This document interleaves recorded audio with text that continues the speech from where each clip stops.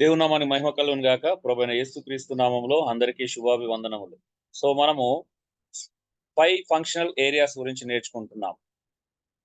5 functional areas లేదా 5 areas of functioning గురించి నేర్చుకుంటున్నాం. ప్రతి మానవుని లోపల 5 రకాల విభాగాలుంటాయి. ఫంక్షన్ అయ్యేటువంటి విభాగాలు 5 ఉన్నాయి. మొట్టమొదటిది స్పిరిచ్యువల్ ఏరియాస్ ఆఫ్ ఫంక్షనింగ్ నేర్చుకున్నాం. సో, ఆలోచన విభాగం ఎలా పనిచేస్తుంది? ఆధ్యాత్మికమైనటువంటి ఆ విభాగము ఎలా ఉంటుందని చూశాం. రెండోది నిర్ణయ విభాగం కదా! రేషనల్ ఏరియాస్ ఆఫ్ ఫంక్షనింగ్ మనం చూశాం. నిర్ణయాలు ఎలా తీసుకుంటాం, దేన్ని బట్టి తీసుకుంటాం అనే విషయాన్ని మనం చూడడం జరిగింది. సో, ఇందులో నిన్న ఇక్కడ ముగించుకున్నాం లాస్ట్. హృదయం పూర్తిగా భావోద్రేకాలతో నింపబడి ఉంటుంది.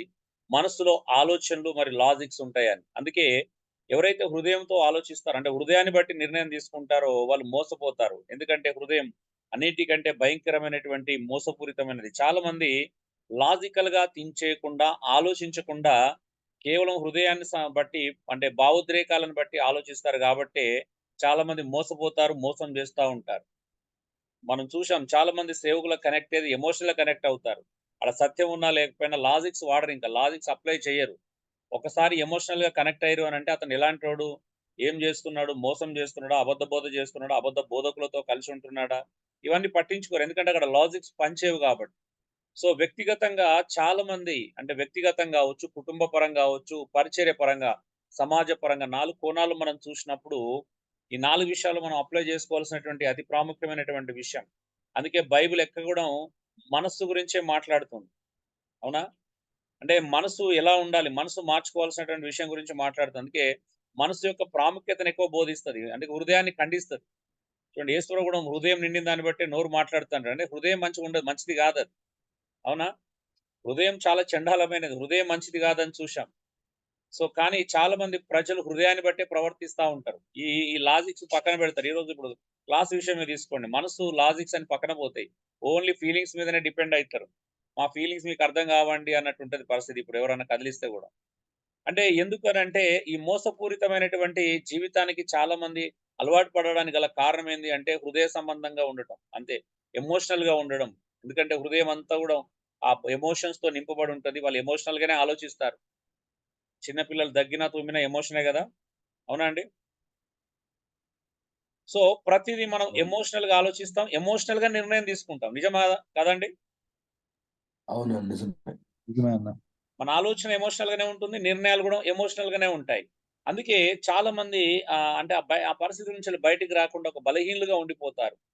చాలామంది బలవంతులుగా ఎందుకు కాలేకపోతున్నారు అంటే, బలహీనులుగా ఎందుకుంటున్నారంటే ఎమోషనల్‌గానే ఆలోచిస్తున్నారు గాబట్టి, ఎమోషనల్‌గానే నిర్ణయాలు తీసుకుంటారు. భావోద్రేకాల పరంగానే ఆలోచిస్తారు. భావోద్రేకాల పరంగానే నిర్ణయాలు తీసుకుంటారు. కోపం వస్తే ఎళ్ళిపోతాం. అంటే ఎమోషనల్ అది.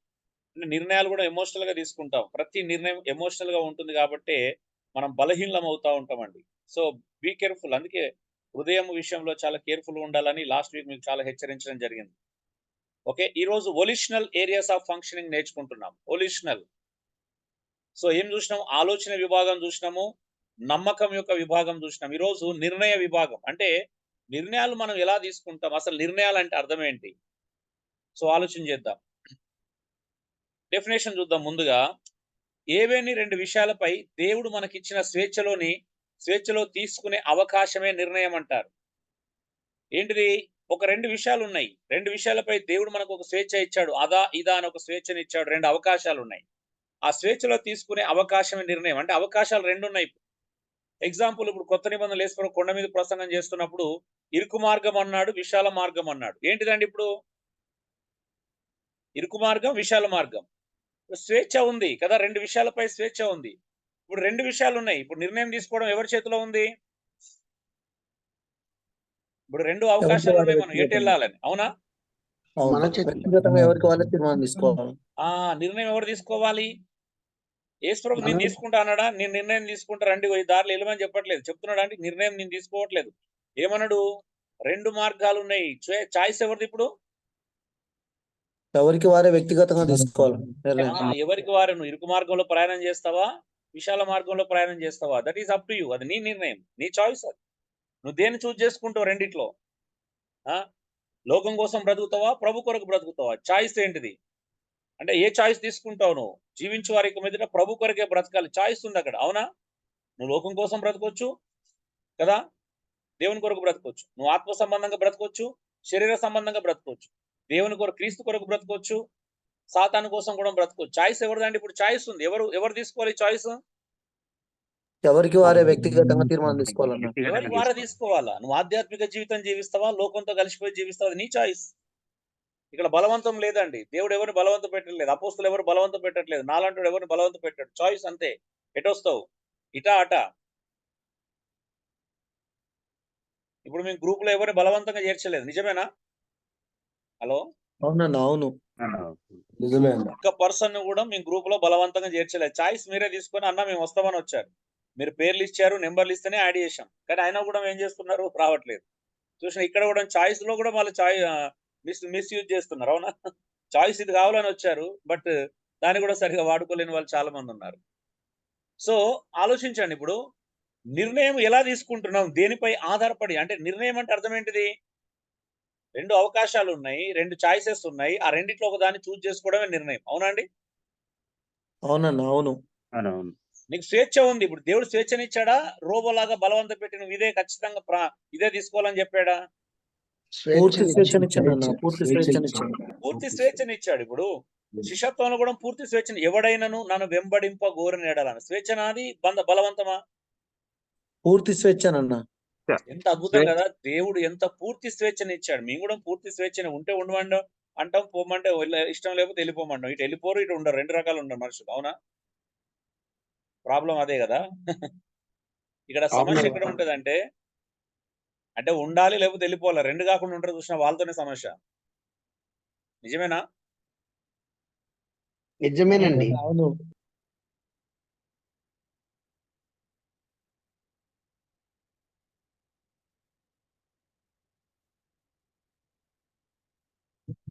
ఈ సరైన నిర్ణయాలు తీసుకోలేని వాళ్ళు వాళ్ళని ఇబ్బంది పరుచుకుంటారు, మనల్ని ఇబ్బంది పరుస్తారు, పక్కోళ్ళని ఇబ్బంది పరుస్తారు. నిజమా కాదా చెప్పండి?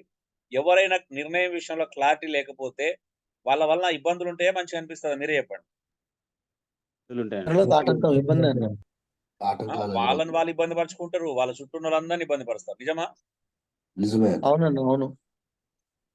చూడండి ఎలా ఆలోచించుకుంటూ వస్తున్నాం మనం. ఎక్కడ నుండి వస్తున్నాం చూడండి. స్పిరిచువల్ ఏరియాస్ ఫంక్షనింగ్ నుంచి వెళ్ళి కదా, రేషనల్ ఏరియాస్ ఆఫ్ ఫంక్షనింగ్ చూసాం, తర్వాత వొల్యూషనల్ ఏరియాస్ ఆఫ్ ఫంక్షనింగ్ చూస్తున్నాం. నిర్ణయ విభాగం, ఇప్పుడు నిర్ణయ విభాగంలో ఉన్నాం. సో మనిషికి దేవుడిచ్చిన వరాలు ఒకటి ఏంటిదంటే స్వేచ్ఛ.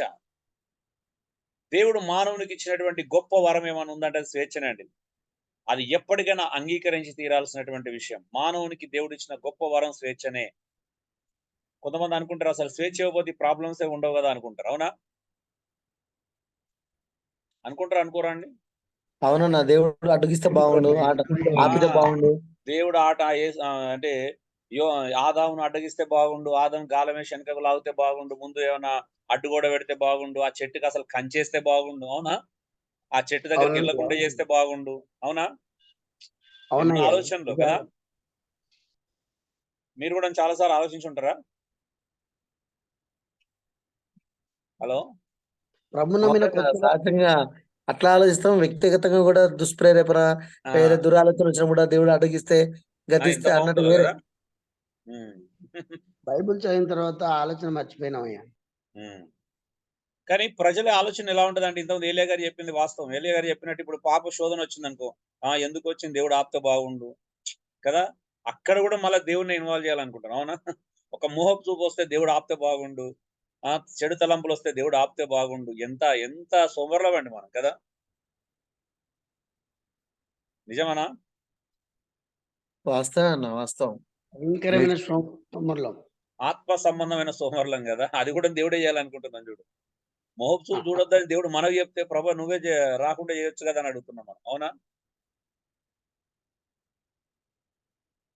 అంటే దేవుడు మానవునికి ఇచ్చిన స్వేచ్ఛ గురించి ఆలోచించండి. ఎంత ఉన్నతమైనదో, ఎంత శ్రేష్టమైనదో. అసలు స్వేచ్ఛ లేకపోతే మనిషి జీవితానికి మరియు మనుగడకి అర్థం లేకుండా పోతుందండి. స్వేచ్ఛ లేకపోతే మానవునికి అర్థం ఉండదు, మనిషి జీవితానికి అర్థం ఉండదు, మనిషి మనుగడకు అర్థం ఉండదు. సో స్వేచ్ఛ లేకపోతే బాగుండు అని అనుకుంటున్నాం. అసలు స్వేచ్ఛ లేకపోతే అసలు ఇవన్నీ ఎక్కడ ఉంటాయి? స్వేచ్ఛ లేకపోతే మీరు ప్రశ్న ఎలా ఇస్తారు? స్వేచ్ఛ లేకపోతే మీరు ప్రార్థన ఎలా చేస్తారు? స్వేచ్ఛ లేకపోతే ఇవన్నీ ఎలా జరుగుతాయి? ఏం జరగదు అసలు స్వేచ్ఛ లేకపోతే. అవునా? అసలు స్వేచ్ఛ లేకపోతే ఆలోచించాల్సిన అవసరం కూడా ఉండదు. ఉంటదా అండి? లేదన్న రోబోట్ అయిపోయి ఆపరేటర్ ఆ! ఎట్లా చేస్తే అట్లే అంతే ఇగ. ఆపరేటింగ్. స్వేచ్ఛ లేకపోతే ఆలోచన లేదు. స్వేచ్ఛ లేకపోతే నమ్మకాలు లేవు. స్వేచ్ఛ లేకపోతే నిర్ణయాలు లేవు. అవునా? ఏమన్నా ఉంటాయా అప్పుడు? అవునయ్యా, ఏముండవు. ఉండవు స్వేచ్ఛ లేకపోతే ఏముండవు ఫీలింగ్స్ కూడా ఉండవు గదా! భావోద్రేకాల సమస్య కూడా ఉండదు. ఉంటదా అండి? ఉండదు. ఉండదయ్యా. ఉండదన్న ఓన్లీ ఆపరేటర్ చేతిలో ఉంటది అంతా. ఆ! ఎట్లా కీ నొక్కితే అలాగా చిప్ ఎలా ఉంటే అలా పని చేస్తాం. 6 గంటలకు లేవాలంటే లేవాలి. 7 గంటలకు ఆకలి కావాలంటే ఆకలి అయితది అప్పుడు. 12 గంటలకు ఇది చేయాలంటే అదే చేస్తాం. అవునా? ఇవన్నీ ఉండవు గదా! అప్పుడు. సో, స్వేచ్ఛ అనేది చాలా చాలా ఇంపార్టెంట్. హ్మ్. ఇంతకు మీకు ఈ స్టోరీ చెప్పినో లేదో ఒక వ్యక్తి అంట ఒక ఏమంటారు క్వారీలో పని చేస్తున్నాడండి ఒక వ్యక్తి. రాళ్ళు కొట్టే పని చేస్తున్నాడు. ప్రతిరోజు అనుకుంటున్నాడు క్రైస్తవుడే ప్రతిరోజు అనుకుంటున్నాడు. ఏమని అనుకుంటున్నాడు? ఇదంతా ఆదాం చేయబట్టే, ఇదంతా ఆదాం చేయబట్టే. ఆదాం ఆ రోజు ఏదోన తోటలో పాపం చేయకపోతే అసలు నాలాంటోనికి దుస్థితే వచ్చేది కాదు. ఇదంతా ఆదామే. నేను ఆ ప్లేస్‌లో ఉంటే అసలు అలా పండే తినకపోయేవాడిని. నేను అసలు ప్రపంచంలో ప్రజలందరికి మంచి చేసేవాడిని. అసలు అది చేసేపోయేవాడిని కాదు, ఇది చేసేవాడిని కాదు అని ఎప్పుడు సనుక్కుంటూనే ఉండేవాడంట. రోజు. అబ్బా! ఆదాం ఏదోన తోటలో నేను ఉంటే ఎంత బాగుండు. అనవసరంగా పండు తిన్నాడు. ఆదాం పండు తినడం వల్లే మాకు కష్టాలొచ్చినాయి. నేనింత శ్రమ పడుతున్నాను కారణమే ఆదాం, ఆదాం అని చెప్పేసి సనుగుతూనే ఉన్నాడంట ఇతను. ఇదంతా వాళ్ళ క్వారీ ఓనర్ చూసాడు. ఇదంతా వింటున్నాడు. అప్పుడప్పుడు అబ్జర్వేషన్ చేస్తున్నాడు. వీడేంది ఎప్పుడు నోట్లో ఏదో ఒకటి సనుగుతూనే ఉన్నాడని చెప్పేసి చూస్తా ఉన్నాడు. క్వారీ ఓనర్ ఏం చేసిండంటే ఒకరోజు సాయంత్రం ఇతని ఇల్లుకి పనైపోయి ఇంటికెళ్తున్నప్పుడు పిలిచాడంట. పిలిచిరా నీకు పనుందని చెప్పేసి పిలిస్తే వచ్చాడంట. హ్మ్. నువ్వు చాలా రోజుల నుంచి కష్టపడుతున్నట్టున్నావు, బాగా అలసిపోయినట్టున్నావు అని చెప్పేసి, నీకో విశ్రాంతి తీసుకో ఒక వారం రోజులు అని చెప్పేసి తన కార్‌లో కూర్చోబెట్టుకొని ఎక్కడికి తీసుకెళ్ళాడంట ఒక మంచి తన ఆ! బంగ్లాకు తీసుకెళ్ళాడంట. మంచి తోటలో ఉన్నటువంటి తన బంగ్లాకు తీసుకెళ్ళాడు. గెస్ట్ హౌస్‌లోకి తీసుకెళ్ళాడు. తీసుకెళ్ళి ఏం చేషిండు, ఆ గెస్ట్ హౌస్‌లో పెట్టాడు. పెట్టి "నువ్వు విశ్రాంతి తీసుకో. నువ్వు చాలా అలసిపోయినావు. ఇగో ఇక్కడ కావాల్సినంత సుఖాలుంటాయి. కావాల్సినటువంటి స్వేచ్ఛ ఉంది. ఏ తోటలో నువ్వు అన్నీ అనుభవించొచ్చు. మామిడి పండ్లు, అన్ని రకాల పండ్లున్నాయి. నీకు గావాల్సిన సీజనల్ ఫ్రూట్స్ నువ్వు తినొచ్చు. ఇంట్లో లోపల అన్ని కావాల్సిన ఫ్రిడ్జ్‌లో అన్ని కావాల్సిన వస్తువులున్నాయి. మంచి పట్టుపరుపులు అన్నీ అరేంజ్ చేశాడు. మంచి బెడ్‌రూము, మంచి అటాచ్డ్ వాష్‌రూమ్ అన్ని ఫెసిలిటీస్ ఉన్నాయి ఇంట్లో పెట్టేసి, "నువ్వు వారం రోజులు రెస్ట్ తీసుకో." అంటే ఆయన ఆశ్చర్యపోయాడంట. అదేంటి అని. "లేదు, లేదు నువ్వు చాలా అలసిపోయినావు. నా తరపున ఇది నువ్వు గిఫ్ట్ అనుకో. వారం రోజులు నీకు రెస్ట్ ఇస్తున్నా" అని చెప్పేసి అన్నాడంట. అతని ఆనందానికి హద్దులు లేకుండా పోయినాయి. ఆనందిస్తున్నాడు. అన్నీ ఆశ్చర్యపోతున్నాడు. ఏంటి మా ఓనర్ ఇలా ఒక లేబర్, ఒక కూలోనికి నాకింత అదెందుకు చేస్తున్నాడు అని చెప్పేసి ఆశ్చర్యపోతున్నాడు. ఓనర్ వెళ్తూ ఎనక్కొచ్చి ఏం చేసిండు అనంటే, అక్కడ బీరువాలో ఒక పెట్టె ఉంటది. ఆ పెట్టె మాత్రం ఓపెన్ చేయొద్దని చెప్పేసి ఎళ్ళాడట. "నువ్వేమన్నా అనుభవించు ఇంట్లో, ఏదన్నా వాడుకో, ఈ తోటలో ఏదన్నా తీసుకో, నువ్వేదన్నా అనుభవించు గానీ, అక్కడ ఒక పెట్టె ఉంది. ఆ పెట్టె మాత్రం ఓపెన్ చేయొద్దని" చెప్పిండంట. చెప్పేసి ఎళ్ళిపోయాడియన. ఈయనెళ్ళిపోయాడు. గేట్ దాటుకొని ఈయన కారెళ్ళిపోయాడు. ఈయన మనసంతా ఎక్కడుంది చెప్పండిప్పుడు? ఆ పెట్టేందుకు పొద్దున్నాడు పెట్టలేదు. ఆ! ఆ పెట్టె కింద ఉంది. పెట్టేందుకు పొద్దున్నాడు పెట్టలే ఉంది. ఇప్పుడు కళ్ళ ముందున్నటువంటి సుఖాలు, సంతోషాలు పోయినాయి. పట్టుపరుపు మీద దృష్టి లేదు. ఫ్రిడ్జ్‌లో ఉన్న ఆహార పదార్థాల మీద స్థితి లేదు. తోటలో ఉన్నటువంటి వాటి మీద ఆలోచన లేదు. అనుభవించాలి. ఇప్పుడు విశ్రాంతి తీసుకోవాలి. సుఖపడాలన్న ఆలోచన లేదు. ఎక్కడుంది ఆలోచన? పెట్టేందుకు పెట్టె మీద. పొద్దున్నాడు అల్లే ఉంది. ఎందుకు ఈ పొద్దనేదే అక్కడే ఉన్నది. తిరుగుతున్నాడు, తింటున్నాడు, పండ్లు తింటున్నాడు, కావాల్సిన ఆహార పదార్థాలున్నాయి తింటున్నాడు. కానీ మనసంతా ఎక్కడుంది? పెట్టె మీద ఉంది. పెట్టె మీద. సంతృప్తి లేదు, సంతోషం లేదు. అన్నీ అనుభవిస్తున్నాడు గానీ, అనుభవించినట్టుగానే ఉంటుంది. మనసంతా ఏదో వెల్తీగా ఉంది.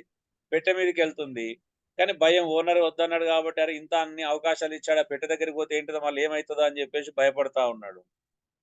చూసి ఒక రోజు అయిపోయింది, 2 రోజులు అయిపోయింది, 3 రోజులు అయిపోయింది, 4 రోజులు అయిపోయింది, 5 రోజులు అయిపోయింది, 6 రోజులు అయిపోయింది. ఏడో రోజొచ్చేసింది. ఇంక తట్టుకోలేక 7 రోజులే అన్నాడు గదా! మరి ఓనర్ వస్తాడేమో అసలు ఏముందో తెలుసుకోవాలని ఆత్రపడి ఏం జేశాడు అనంటే, పెట్టి ఓపెన్ జేశాడు. అప్పుడే ఓనర్ కారేసుకొని హారన్ సౌండ్ వినబడింది. ఎలా ఉంటది జెప్పండిప్పుడు? దొంగ బయటపడ్డాడు దొంగ. ఆ! దొంగ బయటపడ్డాడు.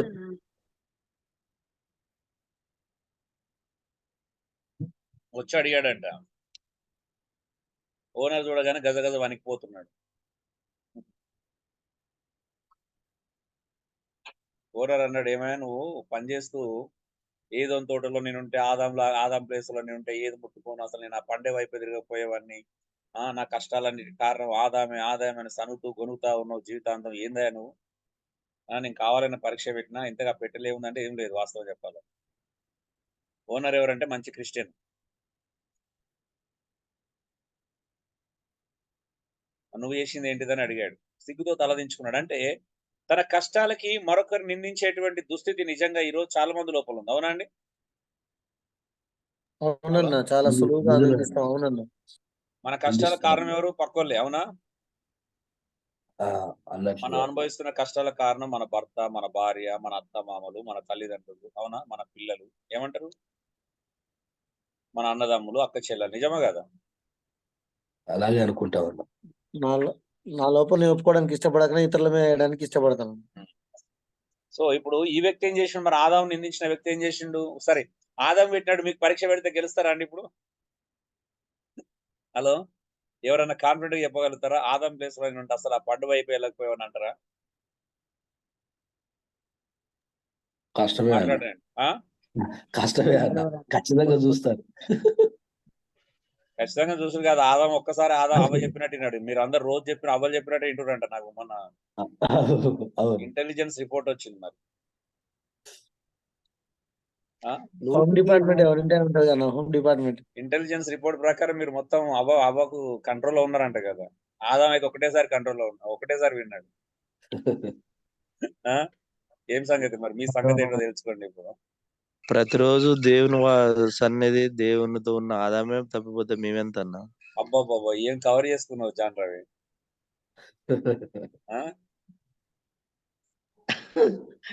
మేము కూడా అనుకుంటే ప్రతిరోజు పరిచయంలో బిజీగా ఉంటూ ప్రసంగాల మీద జాన్ రవి తిరుగు మాట్లాడడం చాలా ఆశ్చర్యకరంగా ఉంది. బాగుందన్న కొటేషన్, వాస్తవంగా భలే కొటేషన్ బాగుంది ఇది.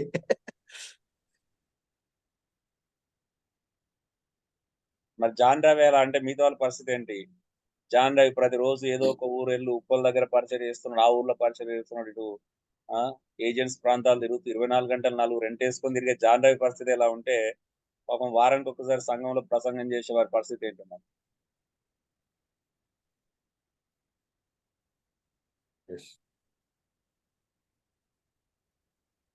సో స్వేచ్ఛ లేకపోతే మనిషి జీవితానికి అర్థం ఉండదండి. దేవుడు ఆదాంకి స్వేచ్ఛనివ్వకపోతే ఎలా ఉంటుందో ఒకసారి ఊహించి చూడండి. నేను దీని గురించి ఒక మాట రాసుకున్నాను.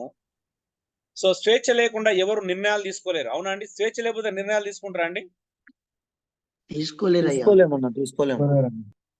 ఒక స్వేచ్ఛ లేకపోతే నిర్ణయాలు తీసుకోవడానికి అవకాశం ఉంటుంది. ఆలోచించండి. ఒక తండ్రి అంట తన కొడుక్కి పెళ్లి సంబంధాలు చూస్తున్నాడు. ఒక అమ్మాయిని తీసుకొని చూపించాడు. ఆ అమ్మాయి కొడుకు నచ్చలే. ఆ అమ్మాయి ఎవరంటే తండ్రికి ఇష్టమైన అమ్మాయి, వాళ్ళ ఇక బంధువుల అమ్మాయి అన్నాడు. కొడుకు నచ్చలే. ఎన్నిసార్లు తీసుకొచ్చినా అమ్మాయి ప్రస్తావన తీసుకొస్తున్నాడు. ఇక కొడుకు బాధతో ఇక పెళ్లి సంబంధం అనగానే భయం పట్టుకుంది కొడుక్కి. సరే అని ఒక 6 నెలలు గ్యాప్ తీసుకున్న తర్వాత తండ్రి ఏం చేసిండంటే, సరేరా నువ్వు ఇక నేను చూపించిన అమ్మాయిని ఇష్టపడతలేవు కదా, ఇక్కడ ఒక కవర్ ఇచ్చాను, ఈ కవర్ లో 20 ఫోటోలు ఉన్నాయి, 20 ఫోటోలలో నీకు నచ్చిన అమ్మాయిని చూస్ చేసుకోమని చెప్పేసి అన్నాడంట. ఎలా ఉంటదండి అప్పుడు కొడుక్కి? స్వేచ్ఛగా, సంతోషంగా ఆనందిస్తాడు. ఎంత స్వేచ్ఛ! అబ్బా, మా డాడీ ఎంత స్వేచ్ఛనిచ్చాడని స్వేచ్ఛగా ఆనందంతో ఎగిరి గంతులేస్తూ రూమ్ లోకి వెళ్ళాడంట. రూమ్ లోకి వెళ్ళి ఫోటోలన్నీ తీశాడు. ఫోటోలను ఒక్కొక్కటి చూసి ఆశ్చర్యానికి గురయ్యాడు. ఎందుకో తెలుసా? 20 ఫోటోలు ఒకే అమ్మాయి ఉన్నది. 20 ఫోటోలు ఉంది కానీ ఒకే అమ్మాయి 20 ఫోటోలు, రకరకాల డ్రెస్సులలో, రకరకాల యాంగిల్స్ లో వాళ్ళ నాన్న డాడీ ఎంత ఉంది, ఏ అమ్మాయిని చూసినా ఆ అమ్మాయినే 20 రకాలుగా ఫోటోలు తీసి ఆ 20 ఫోటోలు పెట్టాడు. ఇప్పుడు ఎలా ఉంటుంది చెప్పండి? ఆయన అన్నానికి సంతోషానికి బంధాలు వేసినట్టు ఉంటది, సంఖ్యలు వేసినట్టుగా ఉంటది. ఇప్పుడు స్వేచ్ఛ ఉంది కానీ ఏ ఫోటో తీసుకున్నా ఏమవుతుందంటే చాయిస్ ఉందా? లేదు లేదు లేదు. స్వేచ్ఛ ఇవ్వడం వేరు, చాయిస్ ఇవ్వడం వేరు. స్వేచ్ఛ ఉంది కానీ చాయిస్ ఉందా అండి ఇప్పుడు? లేదు లేదు. ఇప్పుడు 20లో ఏ ఫోటో సెలెక్ట్ చేసుకుని ఎవరు పోతారంటే అదే అమ్మాయి కదా, మారుతుందా? అవునండి. అంటే ఇప్పుడు తండ్రి కొడుకు స్వేచ్ఛనిచ్చాడు కానీ అవకాశం ఇవ్వలేదు. ఒకసారి ఆలోచించండి. ఇప్పుడు ఏదైనా తోటలో దేవుడు ఆ చెట్టు దగ్గర స్వేచ్ఛను, ఈ చెట్టు పండ్లు తినొచ్చు, ఆ చెట్టు పండ్లు తినొచ్చు, జీవవృక్ష ఫలంలో అయినా తినొచ్చు, లేకపోతే మంచి చెడుల వృక్ష ఫలం తినొచ్చు అనే స్వేచ్ఛనిచ్చేసి ఇప్పుడు చాయిస్ ఇవ్వలేదానికి అర్థం ఉంటుందా? ఉండదన్న, ఉండదు. ఉండదు. ఒకసారి ఆలోచించండి. ఇప్పుడు ఎలాగంటే ఇప్పుడు మిమ్మల్ని మంచి హైదరాబాద్ లో ఫేమస్ రెస్టారెంట్ తీసుకెళ్లి మిమ్మల్ని అందరికి భోజనాలు పెట్టి పెద్ద టేబుల్ అరేంజ్ చేసి, భారీ టేబుల్ అరేంజ్ చేసి, మీ అందరికి మంచి బిర్యానీ లెగ్ పీసులు అన్ని టేబుల్ మీద అరేంజ్ చేసి ప్రతి రూపాయి మీరు ఎంత తింటే అంత బిల్లు నేనే కడతానని మీకు చెప్పి వెనకాల 2 చేతులు తీసుకొని మీకు కట్టేసి పెట్టినానుకో ఎలా ఉంటుంది చెప్పండి? నిర్బంధించిన వాళ్ళం అయిపోతాం అన్న. మనసులో తినాలనే కోరిక ఉంటది, కట్టేసేందుకు బంధించబడి ఉంటాం. ఇప్పుడు స్వేచ్ఛ ఉంది, తినడానికి అవకాశం ఉన్నట్ట? లేదు, లేదు. లేదు, బంధించే. అంటే ఇప్పుడు ఎలా ఉంటుంది చెప్పండి? అలా స్వేచ్ఛనిచ్చి నోటికాడి కూడా అంటే నోటికి ప్లాస్టర్ వేసి వెనకాల 2 చేతులు కట్టేసి పెట్టిన వానికి ఎలా ఉంటది? అంటే చూడండి, స్వేచ్ఛ లేకపోతే నిర్ణయాలు తీసుకోలేరండి. స్వేచ్ఛకి ఏం కావాలి మరి? నిర్ణయాలు తీసుకోవడానికి చాయిస్, అవకాశాలు కావాలి. అవునా? అవునయ్యా. చూడండి, అందుకే మనం తీసుకునే నిర్ణయాలకు స్వేచ్ఛ ఉంది కానీ మన నిర్ణయాల ఫలితాన్ని మార్చే అవకాశం మనకు లేదు. ఉందా అండి? ఉంది. ఆ? లేదండి. ఈ పాయింట్ చాలా ఇంపార్టెంట్, ఇది మీకు అర్థం కావాలి. మనం తీసుకునే నిర్ణయాలకు స్వేచ్ఛ ఉంది కానీ మన నిర్ణయాల ఫలితాన్ని మార్చే అవకాశం మనకు లేదు. ఉందంటారా లేదంటారా? లేదు, లేదన్నా, లేదు. లేదండి. అది ఒక దేవుని అబ్బాయి చేతిలో. ఏమన్నాడంటే అన్న నేను మా మేనమామ కూతురు ఉంది, మా మేనమామ కూతురుని పెళ్లి చేసుకుంటాను అన్నాడు. బాబు నువ్వు ప్రభుని నమ్ముకున్నావు కదా, మరి ఆమె ప్రభుని నమ్ముకోలే కదా అంటే, లేదన్నా నేను మార్చుకుంటా అన్నాడు. అని బలవంతంగా వద్దని చెప్పినా కూడా ఆమెను పెళ్లి చేసుకోవాలని నిర్ణయం తీసుకున్నాడు. మరి నిర్ణయం తీసుకున్నాడు కానీ ఫలితాన్ని మార్చే అవకాశం వచ్చింది ఆయనకి?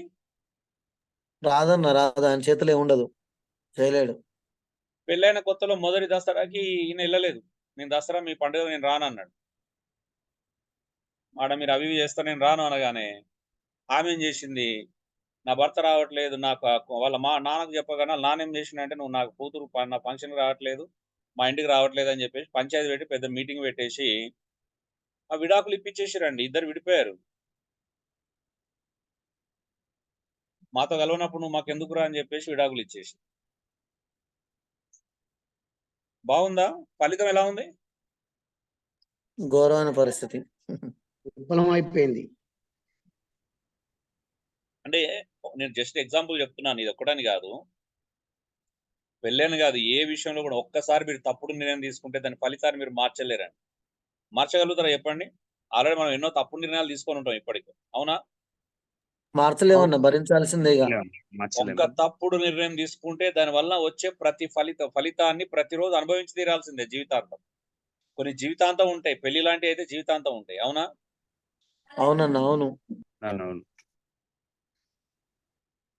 సరే, కొన్ని విషయాల్లో ఒక 2 సంవత్సరాలు బాధ ఉంటుందో కానీ కొన్ని విషయాలు మాత్రం జీవితాంతం వేటాడుతూ ఉంటాయి. సరే, ఇప్పుడు మన పిల్లలు ఎంపీ తీసుకోవాలి, బైపీ తీసుకున్నారు, బైపీ తీసుకుని ఎంపీ తీసుకుంటే 2 సంవత్సరాలు అయిపోతుంది దాని ప్రాబ్లం. అవునా? అవునయ్యా. కానీ జీవితంలో కొన్ని నిర్ణయాలు, తప్పుడు నిర్ణయాలు, ఎందుకు పెళ్లి గురించి ఉదాహరణ చెప్పినంటే, పెళ్లి అనే చాలా ప్రమాదకరమైనది. దానిలో ఒక్కసారి తప్పు నిర్ణయం తీసుకుంటే దాని ఫలితాలు చాలా తీవ్రంగా ఉంటాయి. అంటే విడిపోయినది ఫలితం తీవ్రమైనదే, అలా అని కలిసి ఉండడం కూడా తీవ్రంగానే ఉంటుంది. అవునా? అవునయ్యా. అవును. అవునన్నా, లైఫ్ టైం ఉండేది జీవితం. లైఫ్ టైం స్ట్రగుల్ ఉంటది. అందుకే మన నిర్ణయాల వలన వచ్చే ఫలితాన్ని మనమే అనుభవించాలా. మనం ఒక తప్పుడు నిర్ణయం తీసుకుంటే దాని వల్ల కలిగే ప్రతి విధమైన ఫలితాన్ని మనమే అనుభవించాలి. ఉదాహరణ, వివాహం కావచ్చు, వ్యాపారం కావచ్చు, చదువు కావచ్చు, ఉద్యోగం కావచ్చు. నేను పలా బెంగళూరులో ఉండే ఉద్యోగం చేయాలనుకుంటే అక్కడికి వెళ్ళి అక్కడే చేస్తావు. అప్పుడు నీ భార్య దగ్గర ఉంటుంది, నువ్వు దగ్గర ఉంటావు. ఫలితాన్ని ఎవరు అనుభవించాలా? హలో, నేనే అనుభవించాలి. ఏమైనా కావచ్చు అండి. పరిచయ విషయంలో కూడా ఇక్కడ ఉండాలి, అక్కడ ఉండాలి, మీ సొంత నిర్ణయాలు తీసుకొని దానివల్ల వచ్చే కాన్సిక్వెన్సెస్ మీరే అనుభవించాల్సి వస్తుంది. దేవుడు చెప్పకపోయినా మీ సొంత నిర్ణయాలు తీసుకొని నాకు ఇక్కడైతే కంఫర్ట్ ఉంటది, అక్కడైతే బాగుంటది అని మనమే నిర్ణయాలు తీసుకుంటే ఏమైతుంది? దాని ఫలితాన్ని ఎవరు అనుభవిస్తారండి? మనమే అనుభవించాలి. మనమే అనుభవించాలి. దానివల్ల వచ్చే ఆర్థిక కష్టాలు, మానసిక శోధనలు, అవునా, శారీరక శ్రమలు ఎవరు అనుభవిస్తారు? మనమేనండి. మనమే తీసుకున్నాం. పక్కోళ్ళు అయితే అనుభవించారు కదా.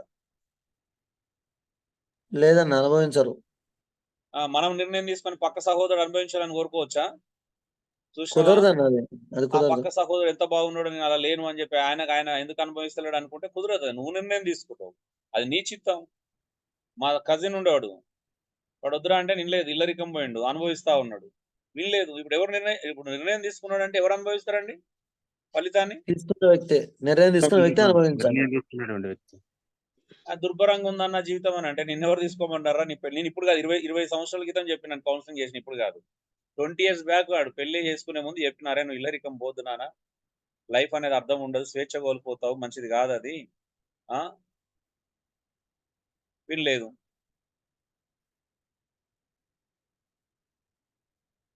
ఇట్లనే ఉంటాయండి దుర్భరమైన జీవితాలు చాలా మంది. నాకు తెలిసిన ఒక సహోదరుడు ఉన్నాడు, జీవితంలో ఎంత తప్పుడు నిర్ణయం తీసుకున్నాడో తెలుసా అండి? మీరు షాక్ అవుతారు. యంగ్ బాయ్, నాకంటే చిన్నోడు, చాలా చిన్నోడు, ఇప్పుడు ఒక 38, 40 వరకు ఉండొచ్చు. ఇద్దరో ముగ్గురో ఆడపిల్లలున్న అమ్మాయిని పెళ్లి చేసుకున్నాడండి. వింటున్నారా? కావాలని గోతుల్లో దూకుండు.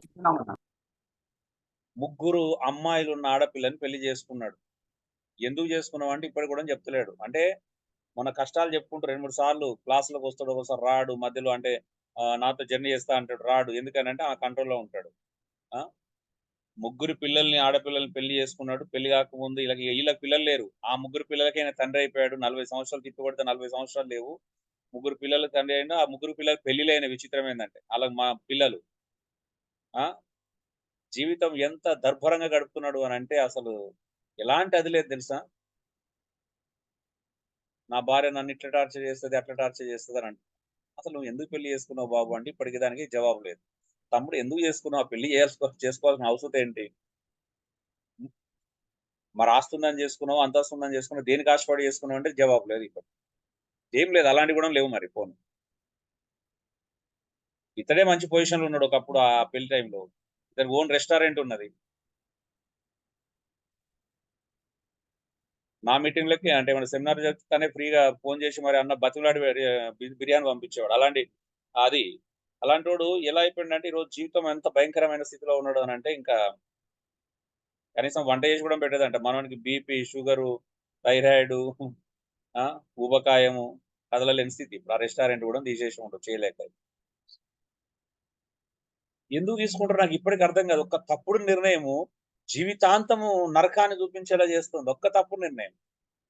సరే, అది మరి ఏదో సంఘాన్ని ఉద్ధరించడానికో సమాజాన్ని ఉద్ధరించడానికో చేసుకునేది కూడా కాదు. పోనీ అలా త్యాగం చేసుకుని నలుగురు మేలు చేశాడు అనుకోవడానికి లేదు. అర్థమవుతుందా అండి? కనీసం ఒక జీవితానికి ఒక అర్థం ఉండాలి కదా. ఒక నిర్ణయం తీసుకుంటే సరే సమాజాన్ని ఉద్ధరించాడండి బాబు, పోతే పోని అని మంచి పని చేశాడు అనేది కూడా కాదు కదా అది. నిజంగా ఇలాంటి జీవితంలో నేను వెలుగు నింపాలనుకున్నా నింపలేని పరిస్థితి. నాకు చాలా పేరుంటది. ఇలాంటి అనేక మంది జీవితాల్లో వెలుగు నింపాలనుకుంటాం, కానీ వెలుగు నింపలేము అక్కడ. ఎందుకో తెలుసా? వాళ్ళు డోర్లు కాదు కదా, కిటికీలు కూడా క్లోజ్ చేసుకుని ఉన్నారు ఇప్పుడు. ఆ కిటికీలకి వెళ్ళి దూరి చిన్న వెలిగిద్దామన్నా కూడా కుదరట్లేదండి వాస్తవం చెప్పాలంటే.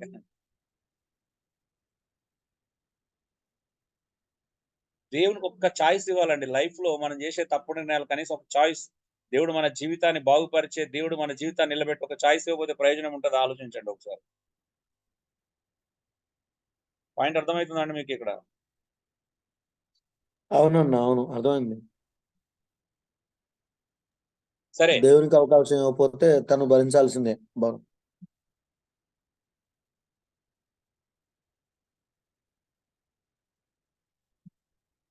కనీసం చాలాసార్లు అడిగాను, అమ్మ ఒకసారి అమ్మతో మాట్లాడే అవకాశం కల్పించండి, వినదన్నా, మాట్లాడదన్నా, రాదన్నా అంటాడు. మేము వస్తామంటే కూడా అప్పుడు మళ్ళీ ఈయననే బ్రేక్ వేస్తున్నాడు. అరే మాకు ఒక్కసారి ఛాయిస్ ఇస్తే కదా తెలిసేది. అవునా? ఇవ్వరు. అప్పుడు అనిపిస్తుంది మనం దగ్గర పెద్ద లోపమే ఉన్నదేమో అని అనిపిస్తుంది. అంటే ఛాయిస్ ఇవ్వకపోతే, ఛాయిస్ ఇస్తే కదా ఒకసారి మాట్లాడి చూస్తే కదా ఏముంటదండి జీవితంలో. నిజం చెప్తున్నాను. నిన్న ఒక సమస్య వచ్చింది మాకు, పెద్ద సమస్య సంఘంలో. నాకు తెలిసిన మా సహోదరుడు ఒక ఆయన ఉన్నాడు. ఎంత పెద్ద సమస్య అని అంటే క్రిస్టియనే. బట్ నామినల్ క్రిస్టియన్స్ వాళ్ళు. అంటే మామూలుగా మెయిన్ లైన్ చర్చెస్‌కి వెళ్ళేవాళ్ళు. 10 ఇయర్స్ బ్యాకు తన ఫ్యామిలీని తీసుకొని మంచిగా వినండి. తన భార్య, 2 పిల్లల్ని తీసుకొని మేము నార్త్ ఇండియాకి తీసుకెళ్ళి తనకు కొంచెం వేరే మెడిసిన్ ఇప్పించడానికి తీసుకెళ్ళామనండి. మెడిసిన్ ఇప్పించుకొని వచ్చినాము. రాగానే చెప్పాను. నాకంటే ఒక 1, 2 ఇయర్స్ పెద్దోడే. 2, 3 సంవత్సరాలు. అన్నా నువ్వు గాని ఈ రోజు నుంచి నేను చెప్పినట్టు చేయకపోతే నీ జీవితంలో చాలా దుర్భరమైన పరిస్థితి అనుభవిస్తావని చెప్పారు. అంటే మందు తాగే అలవాటు ఉంది. మెయిన్ లైన్ చర్చెస్‌లో ఉండేవాళ్ళు కొంత అంటే ఇప్పుడు ఎప్పుడో ఒకసారి తాగడం వేరు విషయము. రెగ్యులర్‌గా తాగే అలవాటు ఉంది. చెప్పినా మరి మంచి గూగుల్‌లో మంచి జాబు. లక్షల్లో జీతం. వాళ్ళ వైఫు అమెజాన్‌లో చేస్తది. తనేమో గూగుల్‌లో చేస్తాడు. సో, మంచి జాబు, లక్షల్లో జీతము. సొంత ఇల్లు, వాళ్ళ అమ్మ నాన్న ఈయన అమ్మ నాన్నకి ఆస్తి అంటే కోటీశ్వరులు. ఇలా నా మమ్మీ వాళ్ళకి కొన్ని కోట్లున్నాయి ఆస్తి. అంతున్నది. జీవితం ఏంటో తెలుసా? నేను చెప్పినా వినలేదు. 2 రోజులకే అండి. 2 రోజులకే ఫోన్ కాల్ వచ్చింది. అన్న వాళ్ళ వైఫ్ ఫోన్ అన్న బాలేదన్నా అని. ఏమైందిరా అంటే, ఏమైందమ్మా అంటే హాస్పిటల్‌లో అడ్మిట్ చేసినాం. ఏమైంది పెరాలిసిస్ స్ట్రోక్ వచ్చింది. పక్షవాతం వచ్చిందండి. పక్షవాతం వచ్చింది. నేను వెంటనే హాస్పిటల్‌కెళ్ళాము. ప్రార్థన చేసినాము. అది చేసిన తర్వాత ఈమేం చేసిందంటే వాళ్ళ వైఫు మనం దగ్గర ఏదో ఈ ఇన్సూరెన్స్ ఏదో ఉండే దేనికి సంబంధించిన కట్టినయి. ఒక 10 లాక్స్ వస్తే తీసుకున్నది. ఈయన అడిగిన సంతకం తీసుకొని 10 లక్షలు పట్టుకొని అమెరికా వెళ్ళిపోయారు. 9 ఇయర్స్ అవుతుందండి. నా కళ్ళ ముందు జరుగుతున్న స్టోరీ చెప్తున్నా. 9 ఇయర్స్ అవుతుంది. అమెరికా వెళ్ళిపోయింది. కొన్ని సంవత్సరాలు 2, 3 సంవత్సరాలకి పిల్లలు కూడా అమెరికా పిలిపించేసుకొని పిల్లలు ఇప్పుడు అక్కడే ఏమో మెడిసిన్ చదువుతున్నారు. ఒకడు అది చేస్తున్నారు. సో తీసుకెళ్లారు. ఈ రోజు వరకు అండి ఒక్క రోజు కూడాము అంటే మధ్యవర్తిలో మేము చాలా సార్లు మాట్లాడి చూసినాం. సునీల్ అన్న అని నాకు సూర్యాపేట నాతో పాటు లాస్ట్ టైం సెమినార్‌కి వచ్చాడు. సునీల్ అన్న వాళ్ళ క్లాస్‌మేట్ ఈయన. సో ఎంత చేసినా ఆమె ఏ రోజు స్పందించలేదు. అసలు ఆయనతో కలిసి ఉండటానికి ఇష్టపడలేదు. పోనీ అమెరికా వెళ్ళిపోయింది సంపాదించుకోవడానికి అనుకుంటే అది కాదు. మొత్తానికి తనని అవాయిడ్ చేసింది. నాకంటే హైట్ ఉంటాడండి. మీరు షాక్ అవుతారు. నాకంటే హైట్ ఉంటాడు. మొన్న ఎవరైనా వచ్చినోళ్ళు చూసుండొచ్చు అక్కడ అభి ప్రోగ్రామ్‌కి వచ్చినోళ్ళు. సో చేతికి ఇలా పట్టేసుకొని కూర్చొని ఉండే. ఆ 2 కాళ్ళు మొత్తం చెడిపోయినాయి. భయంకరంగా నల్లగా మొత్తము ఇంకా ఆ పుండ్లయిపోయి రెగ్యులర్‌గా మా ఇంటికొస్తే ఆ భోజనం చేయడానికి వచ్చినప్పుడు ఆ పుండ్ల వాసనే మాకే అంటే తట్టుకోలేని పరిస్థితిలో ఉండేది. అంత భయంకరంగా ఉండేది స్మెల్. సో కొన్నిసార్లు హాస్టల్‌లో రిహాబిలిటేషన్ సెంటర్‌లో ఏసి అటు పెట్టి ఇక నెలకు అటు ఇటు సపోర్ట్ చేసుకునే వాళ్ళ ఫ్రెండ్స్ ఎవరో ఒకరు సపోర్ట్ చేయడం వల్ల అలా సర్వైవ్ అవ్వుకుంటూ వచ్చాడు. జీవితంలో ఒక తప్పుడు నిర్ణయం అండి. నేనంటే ఎందుకు చెప్తున్నాను అంటే కొన్నిసార్లు మాకు ఒక చాయిస్ ఇస్తే ఎలా ఉంటది. నిన్న అంటే ఇంకా పిల్లలు కూడా తీసుకొని పిల్లలు కూడా మాట్లాడడం మానేశారు. అప్పుడప్పుడు ఫోన్ మాట్లాడేవాళ్ళు. ఇక ఎంత బాధ అంటే ఆహ్, ఎ ఎ అంటే కొంచెం ఈ గ్యాప్‌లో కొంచెం ప్రభు కనెక్ట్ అయ్యాడు. సో ఎంత బాధ అనుభవిస్తున్నాడంటే ఇంకా మేము కూడా చూసుకోలేని పరిస్థితి. ఇప్పుడు ఎక్కడికొచ్చింది అంటే ఇక ఆహ్, మాట మంచిగొచ్చింది. మొన్నటి వరకు బాగున్నాడు. 7, 8 సంవత్సరాలు మాటొచ్చింది. మంచిగా మాట్లాడాడు. ఇప్పుడు ఆ మాటొస్తలేదు. కళ్ళు మసకలు బారిపోతున్నాయి. ఇక నిన్న రాత్రంతా మెసేజ్‌లు పెడుతున్నాడు. "అన్న నాకు కళ్ళు కనిపిస్తలేవన్నా. నాకేం అర్థం కావట్లేదు" అనంటే, ఈయనను చూసుకోవడం లేదు. ఇప్పుడు సునీల్ అన్న దగ్గర రూమ్‌లో ఉండేవాడు మొన్నటిదాకా మాతో రూమ్‌లో. సో వండి పెట్టాలంటే ఇప్పుడు కుదరదాయనకి. వండి పెట్టేవాళ్ళు లేరు. Financial problem. అప్పటి వరకు అంతో కొంత సపోర్ట్ ఇచ్చేవాళ్ళు. ఇప్పుడు ఆ సపోర్ట్ కూడా ఆగిపోయింది ఆయనకు. రూపాయి సపోర్ట్ లేదు. నెలకు కనీసం ఎక్కడైనా పెట్టినా 5, 6 వేలన్నా సపోర్ట్ కావాలా. ఏం చేయలేని పరిస్థితి. ఏం చేసినాం నిర్ణయం ఆలోచించినాం. నేను రఘుకు చెప్పాను. ఫోన్ చేసి రఘు కూర్చొనబెట్టుకొని, "రఘు రైట్ కాదు. మన పేరెంట్స్ ఉన్నారు. అన్నదమ్ములున్నారు. అక్క చెల్లెళ్ళున్నారు. సంఘం మీద ఇప్పుడు భారం తీసుకోవాలంటే సంఘం ఎలా మోస్తది? ఎవరు ఆయనకు చేసి పెట్టాలి? ఎవరు కుటుంబ సభ్యులు చేసి పెడతారు? చేసి పెట్టాలంటే ఆయనకు సెపరేట్ రూము ఎవరు ఇవ్వగలుగుతారు? ఎవరి ఇంట్లో అంత ఫెసిలిటీస్ ఉన్నాయి?" ఇవన్నీ ఆలోచించి ప్రాక్టికల్‌గా చెప్పి నేను వెంటనే వాళ్ళ అమ్మ దగ్గరికెళ్ళి వాళ్ళ అమ్మకి అప్పగించండి. వాళ్ళ అమ్మ చూసుకుంటది. అంటే చాయిస్ ఆమె ఒప్పుకోదు అది ఇది అని చెప్పేసి అన్నాను. లేదు ఒక్కసారి గట్టిగా మాట్లాడదామని ఫోన్ చేస్తే రఘు, సునీల్ అన్న ఫోన్ చేసి, "అమ్మ మీ కొడుకుని మీరు తీసుకోండి" అంటే వాడు మాకొద్దు. వాడు మా మీద కేస్ పెట్టాడు. మా మీద ఇట్లా చేశాడు, అలా చేశాడు అని చెప్పేసి ఆమె. వాడి జీవితం వాడు అనుభవించని మాకు మాకు దూరం అయ్యాడు. మమ్మల్ని ఇట్లా చేశాడు అనంటే, రఘు లాస్ట్‌కి ఒక మాట అన్నాడు. "అమ్మ సరే నువ్వు ప్రభులో ఉన్నారు కదమ్మా! నువ్వు మరి రేపు ప్రభుని ఎలా ఎదుర్కుంటారు? కనీసం వాడు కొడుకుగా అంగీకరించి క్షమించకపోయినా పర్వాలేదు. ఒక శత్రువుగా భావించన్నా చూసుకోండి" అని చెప్పేసి నిన్న ఒప్పించాం. ఒక చాయిస్ తీసుకొని ఒప్పించి ఆయనను వాళ్ళ ఇంట్లో వదిలేసొచ్చాము. మొన్న జస్ట్ నేను వచ్చే ముందే. 4 రోజుల ముందు మేము ఇటు వచ్చే ముందు. సో ఇప్పుడు వాళ్ళ ఇంట్లో ఉన్నారు, ఇక తీసుకొని ఇప్పుడు ఆమె కెపాసిటీ ఉంది, ఆమె వృద్ధాప్యంలో ఉంది, ఈయననే 50 ఉంటాడు, ఆమె వృద్ధాప్యంలో ఉన్నా కూడా కెపాసిటీ ఉంది, ఒక 10,000 పెట్టి కేర్ టేకర్ పెట్టని చూపించుకోగలిగిన శక్తి ఉంది ఆమె. సో నేను సోయిలోనే ఎక్కడో ఉస్మానియాలోనో దేనిలోనో అడ్మిట్ చేశారంట. ఇంకా అందులో అంటే చెప్తున్నాను, ఒక చాయిస్, ఒక తప్పుడు నిర్ణయం తీసుకున్నాను. ఇప్పుడు ఈయన కూడా ఏంటంటే ఈగోకి వెళ్ళకని చెప్పిన, మధ్యలో పంపించాము అమ్మ దగ్గర పంపిస్తే, మా అమ్మ దగ్గర నేను ఈగో హర్ట్ అవుతుంది అని అంటే, అరే ఇప్పుడు చచ్చిపోయే సౌదాలకు వచ్చిన తర్వాత ఈగో లేదండి, నాకు అర్థం కాలేదు అసలు. ఇలాగా మనిషి ఒక తప్పుడు నిర్ణయం తీసుకొని దానివల్ల అనుభవించేటువంటి కష్టాలు ఎంత తీవ్రతరంగా ఉంటాయంటే మీరు ఊహించలేరండి. మీకు కావాలంటే రండి, జీవితాలు ఎలా ఉంటాయో చూపిస్తాను. ఇలా మీ జీవితంలో ఎంతమంది చూస్తున్నారు తెలియదు, కానీ మా దగ్గర అయితే ఇలా చాలా మంది ఉన్నారు, కావాలంటే చూపిస్తాను రండి. నిజం చెప్తున్నా, అంటే ఎంత దుర్భరమైన జీవితాలు. ఈ రోజు మీరు కొంచెం సేఫ్ జోన్ లో ఉండొచ్చు, ఒక్క తప్పుడు నిర్ణయం అండి, ఒక తప్పుడు నిర్ణయం ఆధ్యాత్మిక జీవితాన్ని, భౌతికమైన జీవితాన్ని, కుటుంబ జీవితాన్ని, శారీరక జీవితాన్ని ఎంత దుర్బలమైన పరిస్థితి తీసుకెళ్తుందో మీరు ఊహించలేరు. కొంతమంది కొంత వెలుగు ఇవ్వగలుగుతున్నాం, కానీ కొంతమంది జీవితాలు అసలు వెలుగు నింపడానికి కూడా అవకాశం లేనటువంటి పరిస్థితిలో ఉన్నారు. ఎలా ఉంటుందో ఒకసారి ఊహించండి. పెయిన్ఫుల్ సిచ్యువేషన్స్ అండి, పెయిన్ఫుల్ సిచ్యువేషన్స్.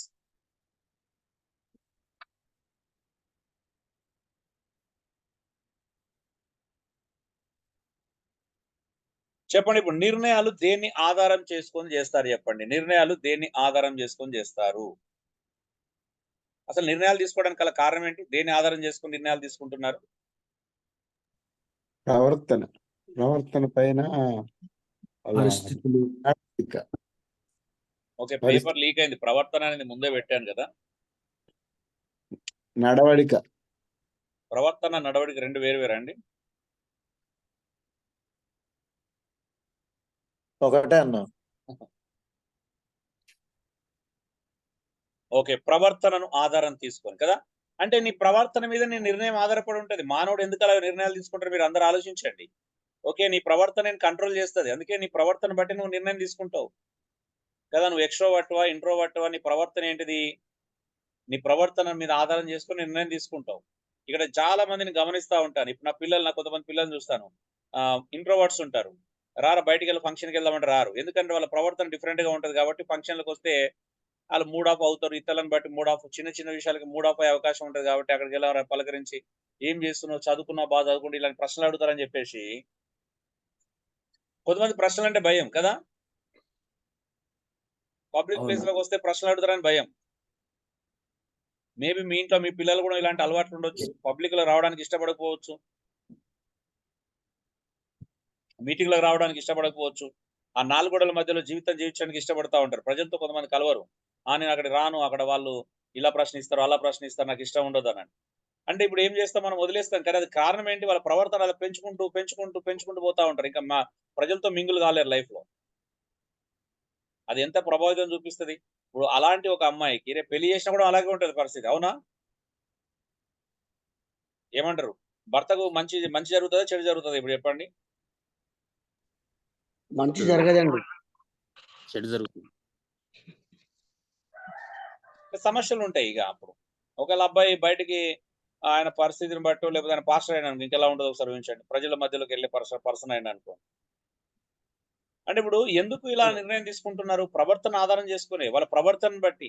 కొంతమంది భయం, నా ప్రవర్తన బయటపడుతుందేమో కాబట్టి అలా. అంటే రకరకాలు ఉంటాయి. ప్రవర్తన ఇది ఒక కోణంలో చూపించేది కాదు. ప్రవర్తన వాళ్ళు ఏం చేస్తారంటే వాళ్ళు కంట్రోల్ చేస్తుంది, వాళ్ళు తప్పుడు నిర్ణయాలు తీసుకునే చేస్తుంది, మంచి నిర్ణయాలు తీసుకోకుండా చేస్తుంది, తప్పుడు నిర్ణయాలు రెండు ఉంటాయండి.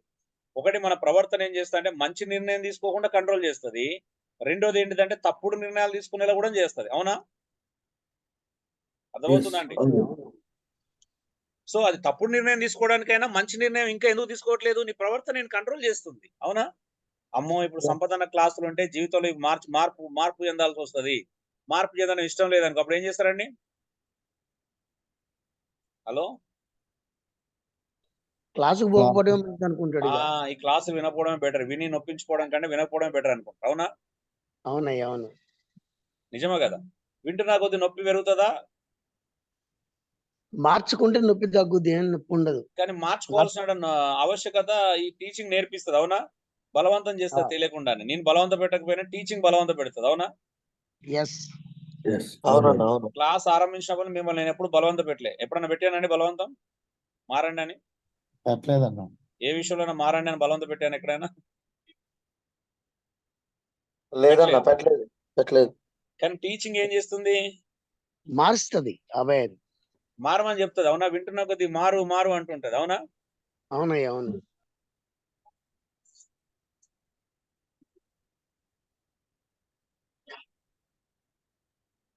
సో ఆలోచించండి, ఎన్ని నిర్ణయాలు ఎందుకు ఇలా తీసుకుంటున్నారు? మనకు ఇప్పుడు నాకు తెలియని విషయాలు కాదు, అంటే కొన్ని అర్థమైపోతాయి.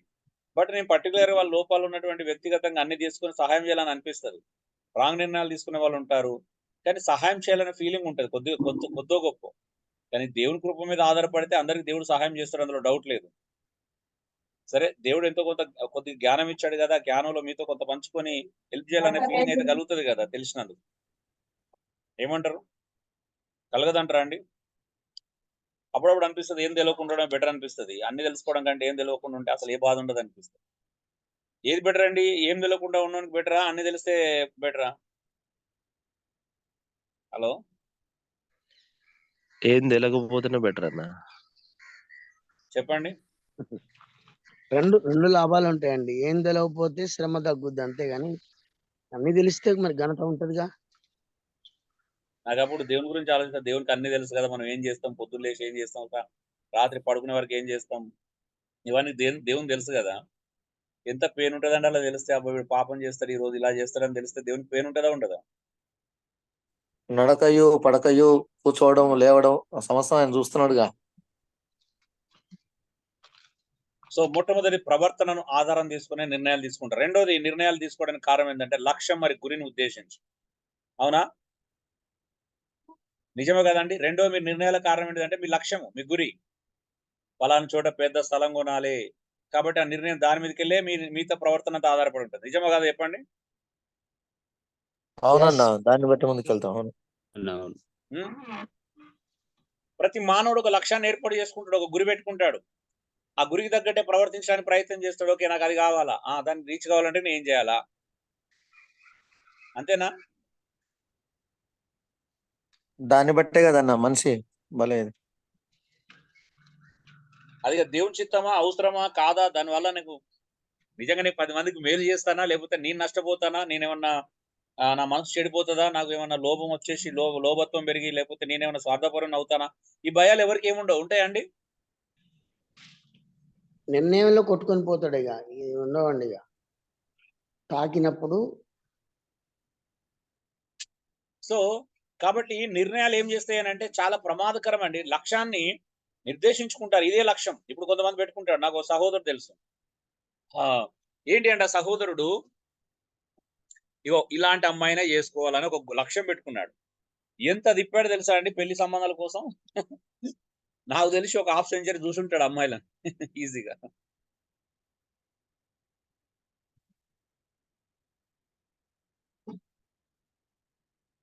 ఒక 2 సార్లు నన్ను కూడా తీసుకెళ్ళాడు. అన్న మీరు నాకు పెద్దగా రావాలన్నాడు. నాకు అర్థం కాలే. ఎక్కడికి? నల్గొండ సైడే ఎక్కడికో తీసుకెళ్ళాడు బాగా. వీళ్ళు యాదవ్స్ ఫ్యామిలీ. వాళ్ళ ఆ యాదవుల అమ్మాయి ఉందని యాదవులే చేసుకోవాలని గురిగా పెట్టుకున్నాడండి. నాకు యాదవులు తప్పించి ఎవ్వరు వద్దని గురిగా పెట్టుకొని పెళ్లి సంబంధం. నాకు తెలియదు ఇట్లా పెట్టుకున్నాడు అని పిల్లోడు. లేకపోతే నేను కౌన్సిలింగ్ ఇచ్చేవాడిని. పలానా చోట అమ్మాయి ఉందన్న, పలానా బ్రదర్ వాళ్ళ అన్నయ్య ఫోన్ చేశాడు, అడ్రస్ పంపాడు, వెళ్దామని అంటే నేను సరే అని తోడెళ్ళాను. తోడెళ్ళిన తర్వాత అక్కడికి వెళ్ళి నుంచి బయటకు రాగానే అన్ని విన్నాడు, అన్ని చూసిండు. వచ్చి బయటకు బస్సులో వస్తుంటే చెప్తున్నాడు, అన్న మేము ఎర్రగొల్లోళ్ళం అన్నా, వాళ్ళు తెల్లగొల్లోళ్ళు అంటే మాకు వాళ్ళకి పడదన్నానన్న. నల్లగొల్లలో ఇంట్లో కూడా రకాలు ఉంటాయి నాకు అప్పుడు తెలిసింది. మీకు తెలుసా ఇంట్లో కూడా ఇట్లా ఉంటాయని? అవునన్నా, తెలుసు తెలుసు అన్న. ఈ వివాహ సంబంధం తెలిసిందన్న. అన్న గొల్లల్లో చాలా రకాలు అన్న. వివాహ సంబంధం అవి బయటపడ్డాయి. తెల్ల గొల్లోళ్ళు అంట, ఎర్ర గొల్లోళ్ళు, నల్ల గొల్లోళ్ళు ఇలా డిఫరెంట్ ఉంటారంట. కుర్మ గొల్ల, పూజ గొల్లోళ్ళు, పూజ గొల్ల. సవనపు గొల్లోళ్ళు చాలా మంది ఉంటారన్న. నేను షాక్. బుర్ర పట్టుకున్నారే బాగా అనవసరంగా ఇలా వచ్చిన చాలా కదా ఈ మంది ఉన్నారు బాబుతో. గొల్లోళ్ళు. విక్టర్ గారు ఏదన్నారు, లాజర్ గారు. ఇలా చాలా మంది ఉంటారు గోళ్ళోళ్ళు మరి. నేను ఇక నాకు ఏం అర్థం కాలేదు. ఇక తర్వాత 2 సార్లు పిలిస్తే నేను వెళ్ళలేదు. ఇక నా పని అయిపోతుంది. వాళ్ళ ఇంటికి వెళ్ళాను, వాళ్ళ అమ్మనంతో మాట్లాడాను, ఎక్కడికక్కడ తీసుకెళ్ళాడు. ఏం మా పరిస్థితి ఇది అన్న, నేను ఒక్కనే ప్రభుని నమ్ముకున్నాను అది ఇది అని చెప్పేసి ఏదో చెప్పడానికి ట్రై చేశాడు. ఏమో ఒక్కసారిగా ఫైనల్ గా ఎక్కడో మన రాష్ట్రం కూడా కాదు, ఈ కర్ణాటక సైడ్ ఏదో ఛత్తీస్గఢ్ అమ్మాయి, తెలుగు అమ్మాయి ఆడు ఉన్నారంట, అక్కడ నుంచి చేసుకున్నాడండి పెళ్లి. మా కజిన్ ఉంటది వాళ్ళ ఇంటి పక్కనే, నిన్న వచ్చింది మా బాబు ప్రోగ్రామ్ వచ్చినప్పుడు చెప్తుంది ఆయన గురించి టాపిక్ వచ్చి, ఎలా ఉన్నారా అంటే మా ఇంటి పక్కనే ఉంటాడు అన్నయ్య ఇట్లా అది చెప్పారంటే, ఎలా ఉన్నారా అంటే ఆ అమ్మాయిని టార్చర్ పెడుతున్నాడు అన్న, అలాంటి భర్త ఎక్కడ ఎవరికి ఉండకూడదని. భార్య అంటే కేవలం ఇంట్లో వండి పెట్టడానికే ఉండాలని చెప్పేసి అలా నిర్ణయించుకున్నాడు. మనకి ఘోర అది. మనోడు తిరిగిన కారణం ఏంది అని అంటే, నా భార్య ఏం చేయాలా, నాకు వండి పెట్టాలా, మా అమ్మనాన్ని చూసుకోవాలి, అదే ఆ గోల్తో తిరిగాడండి ఇన్ని సంవత్సరాలు. అంతమంది అమ్మాయిలు చూడడం గల కారణం అది. గొప్ప ఆలోచనే. స్వేచ్ఛ లేదంటే అమ్మాయి, కనీసం స్వేచ్ఛ అంటే కనీసం ఉండాలిగా మినిమం. మరి బైబిల్ మీరిపోయి బైబిల్కి అగనెస్ట్ గా కంట్రోల్లో పెట్టుకోవాలి, మన బైబిల్ చెప్పట్లేదు అంత టూ మచ్ గా, అవునా? నా తల్లిదండ్రులు చూసుకోవాలి, నన్ను చూసుకోవాలి, అంతే. కానీ ఏం లాభం అండి, సంపాదిస్తాడు లక్షల్లో, ప్రయోజనం ఏంటి చెప్పండి ఇప్పుడు? చివరికి ఆ భక్తి కూడా వదిలేశాడు, సంఘం లేదు, ఫెలోషిప్ లేదు, ఇప్పుడు కమర్షియల్ కంప్లీట్. మొన్న ఏమన్నారు 100% కమర్షియల్ అంటారు మా చెల్లి, అవి అన్నిరాలు మా కజిన్. అంత కమర్షియల్ పర్సన్ నేను ఎక్కడ చూడలేదన్న. అంటే జీవితం గురి అంతే, ఇది ఇక డబ్బు సంపాదించాలి, పెళ్లి చేసుకోవాలి, డబ్బు సంపాదించాలి, పెళ్లి చేసుకోవాలి. నిర్ణయాలు ఎలా తీసుకుంటున్నారు? లక్ష్యాన్ని ఆధారం చేసుకొని. నాకు బెంగళూరులో ఉన్న సాఫ్ట్వేర్ ఎంప్లాయీ కావాలి, హైదరాబాద్ ఉన్న సాఫ్ట్వేర్, అంటే నీ లక్ష్యం ఏంటిది? ఎందుకు నిర్ణయం తీసుకుంటున్నావు? నీకు కావాల్సింది భక్తిపరుడు కాదు, మంచోడు కాదు, ప్రభువుని ప్రేమించోడు కాదు, ప్రభు కోసం బ్రతికేటోడు కాదు. ఎవరు కావాలండి? తన మనసులో ఉన్న కోరిక దాన్ని బట్టి. తల్లిదండ్రులకు కోరిక ఉంటది, బాగా ఆస్తి ఉండాలి, అంతస్తు ఉండాలి, గవర్నమెంట్ ఎంప్లాయీ ఉండాలి, లేకపోతే 4-5 ఎకరాల పొలం అన్న ఉండాలి, కనీసం ఆస్తి ఉండాలి, అంత.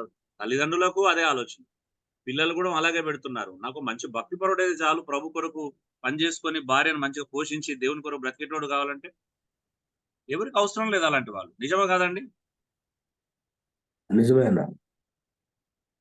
తక్కువ మంది కోరుకుంటారా అట్లా?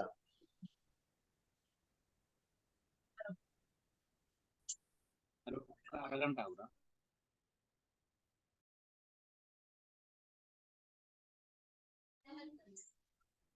సో ఆలోచించండి, ఒక నిర్ణయము ఎలా తీసుకుంటున్నాము? లక్ష్యాన్ని ఆధారం చేసుకుని తీసుకుంటారండి. నా లక్ష్యం ఇది, నా గురి ఇది, అంతే. నా లక్ష్యం దుబాయ్ వెళ్ళాలి, నా లక్ష్యం యూకే వెళ్ళాలి, నా లక్ష్యం యుఎస్ వెళ్ళాలి, నా గురి ఇది. మంచిది అంటే నిర్ణయాలు ఎలా తీసుకుంటున్నావు? సరే, ప్రతి లక్ష్యము మంచిది కాకపోవచ్చు, ప్రతి గురి దేవుని చిత్తం కూడా కాకపోవచ్చు, అవునండి? మనం పెట్టుకున్న ప్రతి లక్ష్యం దేవుని చిత్తమే అంటారా? కాదండి, దేవుని చిత్తం ఉండదు, కొన్ని ఫెయిల్ కావచ్చు. ఓకే, మూడోది భావోద్రేకాలు అనుసరించి నిర్ణయాలు తీసుకుంటారు. నీ ఎమోషన్ బట్టి నిర్ణయాలు తీసుకుంటావు. నువ్వు తొందరగా హట్ అయ్యే భావోద్రేకాలు కలిగి ఉన్నావా? నీ ఫీలింగ్స్ ని బట్టి, ఓకే నేను బయటికి వెళ్తే తొందరగా హట్ అవుతాను, ఎవరన్నా ఏమంటే నేను బాధపడతాను కాబట్టి బయటికి వెళ్ళను. సో నేను నా పరిస్థితి, నా పర్సనాలిటీ ఇది, నేను తొందరగా ఎమోషనల్ కాబట్టి నేను ఈ జాబ్ నాకు సూట్ కాదు, ఆ జాబ్ నాకు సూట్ కాదు, ఇది సూట్ కాదు, అది సూట్ కాదు. ఎలా తెలుసుకుంటున్నావు? నువ్వు నీ భావోద్రేకాలు అనుసరించే నువ్వు నిర్ణయాలు తీసుకుంటావు.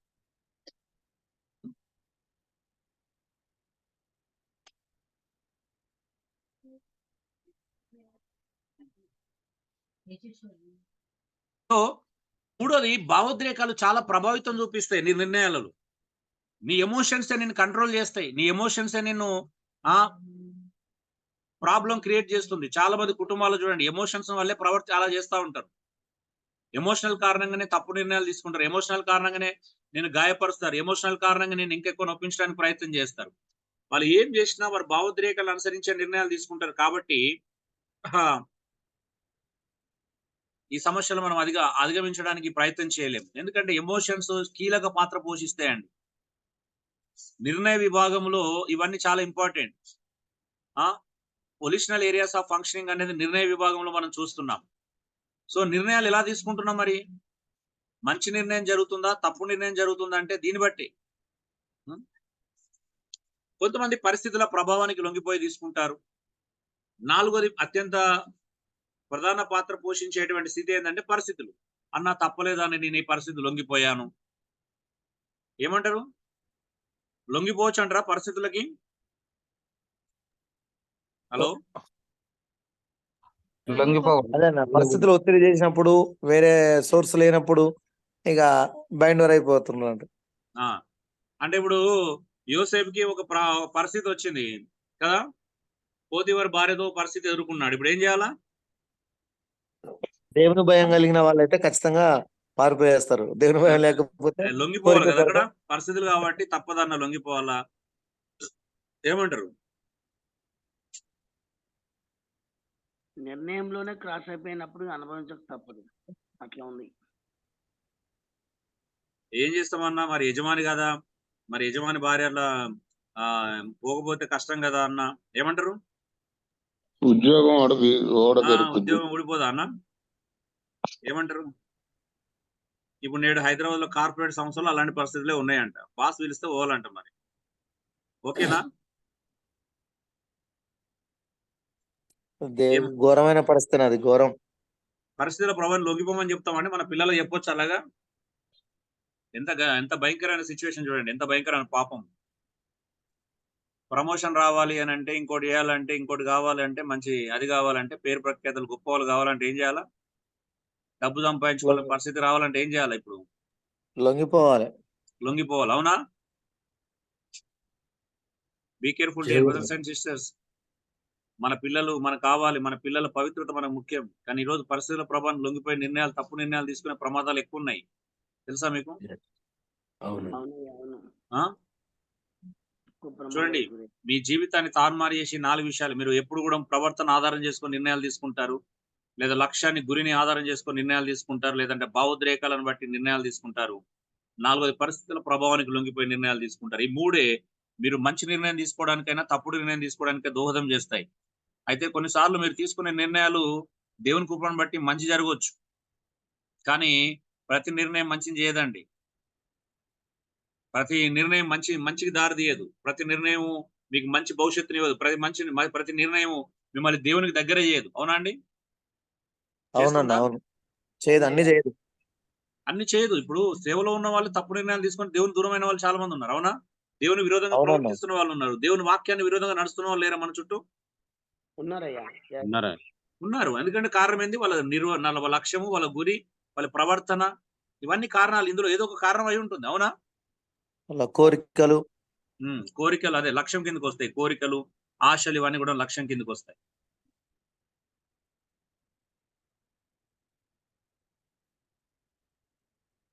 So dear brothers and sisters, very serious విషయం అండి. ఒక సీరియస్ విషయం. ఇక్కడ చాలా విషయాలు ఉన్నాయి మనం మాట్లాడుకోవడానికి. ఒక్కొక్క పాయింట్ లో మనం డీప్ గా వెళ్తున్న కొద్దీ మీరు కూడా మంచి అంటే కౌన్సిలింగ్ మీద పట్టు కూడా సంపాదించుకునే అవకాశం ఉంటుంది. అందుకే అబ్జర్వేషన్ చేయండి. మీ సంఘంలో ఉన్నటువంటి, స్థానిక సంఘంలో ఉన్నటువంటి వ్యక్తులు ఎలా ఉన్నారు, విశ్వాసులు ఎలా ఉన్నారు, ఎందుకు అలా ప్రవర్తిస్తున్నారు, ఆ ప్రవర్తనకు వచ్చినటువంటి కారణం ఏంటి, ఏ నమ్మకం వాళ్ళ ప్రవర్తనకు దారితీస్తుంది, ఆ నమ్మకానికి గల కారణం ఏంటి, ఏ ఆలోచన, ఏ ఆలోచన విభాగంలో వాళ్ళ మీద ప్రభావితం చూపిస్తుంది, ఏంటి వాళ్ళ లక్ష్యం ఏంటి, వాళ్ళ గురి ఏంటి, ఎందుకు పలానా వాళ్ళు ప్రత్యేకించి వచ్చి పలానా సంబంధం ఎందుకు చూడమని అడుగుతున్నారు. అవునా? ఒక లక్ష్యం ఉంటుంది, ఒక గురి ఉంటుంది. అవునా? పలానా వాళ్ళకి కావాలనుకుంటారు, ఎందుకు అలా అడుగుతున్నారు, ఇవన్నీ అర్థం చేసుకోవడం. అంటే మనం ఆలోచించాలా. ఒకవేళ అందులో తప్పుడు ఆలోచన ఉంటే, తప్పుడు దృక్పథాలు ఉంటే ఖండించడం కూడా నేర్చుకోవాలి. అవునా అండి? అవునన్నా, అవును. ఒక దురుద్దేశాలు ఉంటాయి. కొంతమంది ఏంటంటే, అరే మా బంధువుల మేము చులకన అయిపోతాం అంటారు. అదే ఆలోచన మానుకోవాలి. ఎందుకు చులకన అయిపోతాం? అవునా అండి? అప్పుడు ఆలోచన ప్రోత్సహించాల్సిన ఆలోచన, అది ఖండించాల్సిన ఆలోచన. సరిదిద్దాలి. ఖండించాల్సిన అవసరం ఉంటది. బైబిల్ ప్రకారం ఆలోచన తప్పు. అవునా అండి? చులకన అయిపోతారన్న ఆలోచన తప్ప రైటా? బైబిల్ ప్రకారం రాంగ్ కదా. ఏదాన్ని బట్టి మనం చులకనవ్వం. మన ప్రవర్తన, మన వ్యక్తిత్వాన్ని బట్టే మన గౌరవం, నిజమైన గౌరవం. అవునా అండి? మన ప్రభు కొరకు జీవిస్తే ఘనత అదే వస్తుంది. అంతేగాని కులాన్ని బట్టో, మతాన్ని బట్టో ఘనత రాదు కదా.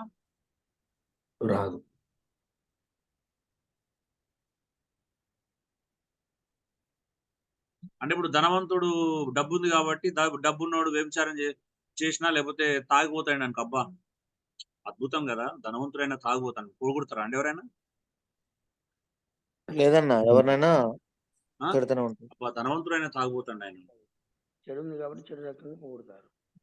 ఏదైనా ఎక్కడున్నా అనే కాదు, చెడు ఎక్కడున్నా కూడా. అవునా? అవును. సో అందుకే చాలా ప్రధానమైనటువంటి ఒక సూత్రం ఇక్కడ మనం చూస్తున్నాం. నేను ఈ సూత్రాన్ని నేను నా బుక్ లో ఉంటుంది. నా ఫస్ట్ బుక్ మానవుడు ఎవరు దేవుడు ఎవరు అనే పుస్తకంలో ఫస్ట్ ఏదంతో నుంచి రాసుకుంటూ వచ్చినటువంటి సందర్భం లేదు. Without choice freedom is meaningless అండి. Without choice freedom is meaningless అంటే స్వేచ్ఛనిచ్చి స్వేచ్ఛకు వాడుకోవడానికి అవకాశం ఇవ్వకపోతే ఆ స్వేచ్ఛ వలన ఎలాంటి అర్థం ఉండదు. అంతే కదా, ఇంతకుముందు చూసుకున్నాం కదా, స్వేచ్ఛనిచ్చాడు తండ్రి కొడుకు, కానీ ఏమి ఇవ్వలేదండి, చాయిస్ ఇవ్వలేదన్న, చాయిస్ చాయిస్ ఇవ్వలేదు ఇవ్వలేదు. నిర్ణయం కాబట్టి తీసుకోవడానికి. Without choice freedom is meaningless. రెండోది without freedom man is meaningless. ఒకవేళ మనిషికి స్వేచ్ఛ లేకపోతే మనిషికి అర్థం ఉండదు. మానవునికి స్వేచ్ఛ లేకపోతే మనిషి జీవితానికి అర్థం ఉండదు, మనిషి మనుగడకి అర్థం ఉండదు. మనిషి రోబోలాగా అయిపోతాడు, మనిషి ఒక రోబోటిక్ అయిపోతాడు, ఒక మనిషి యంత్రం అయిపోతాడు. అవునా? అవునన్న, అవును. కానీ without remedy both are meaningless. ఒకవేళ రెమెడీ అంటే దేవుడు మనిషి తప్పిపోయినటువంటి పాపానికి పరిష్కారం చూపించకపోతే అసలు రెండింటికి అర్థం ఉండదు. దేవుడు మనిషికి అర్థం ఉండదు, మనిషికి దేవుడు ఇచ్చిన స్వేచ్ఛకు అర్థం ఉండదండి. సో మనిషికి దేవుడు ఇచ్చిన స్వేచ్ఛకు అర్థం ఉండదు. చూడండి, ఏదోని తోటలో దేవుడు మానవునికి ఏమిచ్చాడు? స్వేచ్ఛనిచ్చాడు. స్వేచ్ఛ వినియోగించుకోవడానికి ఒక అవకాశం ఇచ్చాడు. అంటే మంచి చెడుల తెలివి నుంచి వృక్షఫలం దగ్గరికి వెళ్ళడానికి ఛాయిస్ ఉందా లేదా అండి? కంచేశాడా? ఛాయిస్ ఉందా? పూర్తి స్వేచ్ఛనిచ్చిండు అన్న. పూర్తి స్వేచ్ఛ ఉంది. ఆ స్వేచ్ఛకు తగిన ఛాయిస్ కూడా ఉంది. అక్కడికి వెళ్ళి తెంపుకునే ఛాయిస్ కూడా ఉందా లేదా? ఉన్నది, ఉన్నది, ఉన్నది కదా. కానీ కంచేయలేదు. వద్దని చెప్పాడు కానీ కంచేసిండు. అక్కడికి వెళ్ళకుండా చేశాడా? చేయలేదు. అలా చేస్తే మనిషి జీవితానికి అర్థం ఉండదండి. ఇప్పుడు మనం కూడా మన పిల్లల్ని కట్టేసినాం అనుకో, అర్థం ఉంటుందా? ఈ డోర్ వరకు ఎక్కడికైనా వెళ్ళొచ్చు అని చెప్పేసి డోర్ పెట్టాం కదండి, పిల్లలు ఇంట్లో లోపల పెట్టి. అది ప్రేమ అనిపించుకోదు. అవునా? వాళ్ళు పడతారని తెలుసు, కొన్నిసార్లు బయటికి వెళ్తే ప్రమాదం అని తెలుసు. అలా అని చెప్పేసి డోర్లు వేసి కాలు చేతులు కట్టేసి మంచాన్ని కట్టేయం కదండి. కడతామా? చేయలేమన్నా, చేయమట్లా. అదెంత అగ్లీగా ఉంటది. ఇప్పుడు పిల్లలు ఊకే బోర్లు కింద పడతారని చెప్పేసి మంచం చుట్టూ మనం బయటకు వెళ్లే ముందు, పని చేసుకునే ముందు ఏ తల్లి కూడా ఈ మంచం చుట్టూ అటు చుట్టూ తాడు కట్టదు కదా. చేయరు అన్న, అట్లా చేయరు. ఎంత భయంకరంగా ఉంటుందో చెప్పండి. కాపాడడానికి కోసం చేసిన ఎంత సమర్థించుకున్నది రైట్ కాదు. అవునా? కాదన్న, బందీ అయిపోతుంది, ఒక జైలు లెక్కన అయిపోతుంది. మరి చూడండి, దేవుడు ఏదోని తోటలో మానవుని సృష్టించిన తర్వాత స్వేచ్ఛనిచ్చాడు. ఆ స్వేచ్ఛను వినియోగించుకోవడానికి అవకాశం కూడా ఉంది. కానీ దేవుడు ఇవ్వలే అవకాశం, అంటే నువ్వు వాడుకోమని చెప్పలేదు అక్కడ. అవునా? అయితే దేవుడు మానవుడికి దేవుడు ఇచ్చిన స్వేచ్ఛను మానవుడు దుర్వినియోగం చేసుకుంది. ఆ స్వేచ్ఛకి ఇచ్చిన అవకాశాన్ని పాడు చేసుకొని వద్దన్న పండును తిన్నారు. తిన్న తర్వాత దేవుడు మానవులు వదిలేశాడండి? చేసిండు దేవుడు. వదిలేయలేదు. ఏమన్నాడు? రెమెడీ ఇచ్చాడు అక్కడే కదా. యేసు ప్రభుడు వాగ్దానం చేశాడు, యేసు ప్రభు ద్వారా మీరు పాపం నుంచి విమోచనం పొందుతారని చెప్పాడు. Amen. Without choice freedom is meaningless. Without freedom man is meaningless. Without remedy both are meaningless అండి. దేవుడు ఎంతో గొప్ప రెమెడీ ఏదో తోటలను ఇచ్చాడండి. స్త్రీ సంతానాన్ని వాగ్దానం చేశాడు. ఇంతకంటే దేవునికి ఇంకా ఏమని చెప్పగలుగుతాం చూడండి. ఏదో తోటలో దేవుడు ఆదాములకు స్వేచ్ఛను ఇచ్చాడు. ఆ స్వేచ్ఛకు ఒక అవకాశాన్ని ఇచ్చాడు. వారి తప్పిపోయినప్పుడు, వారి పాపం చేసినప్పుడు దేవుడు వారి పరిష్కారం కూడా చూపించాడు. అవునా? వారి పాపానికి పరిష్కారం చూపించాడండి. చూపించాడు. 2 రకాల పరిష్కారం ఇచ్చాడు. ఇమీడియట్ పరిష్కారం ఇచ్చాడు, పర్మనెంట్ పరిష్కారం ఇచ్చాడు. అవునా? అవునండి. అవునవును.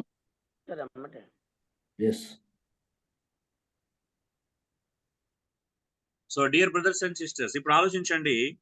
మనం ఇక్కడ చాలా విషయాలు నేర్చుకోవాల్సినటువంటి అవసరత మనం చూస్తా ఉన్నాం.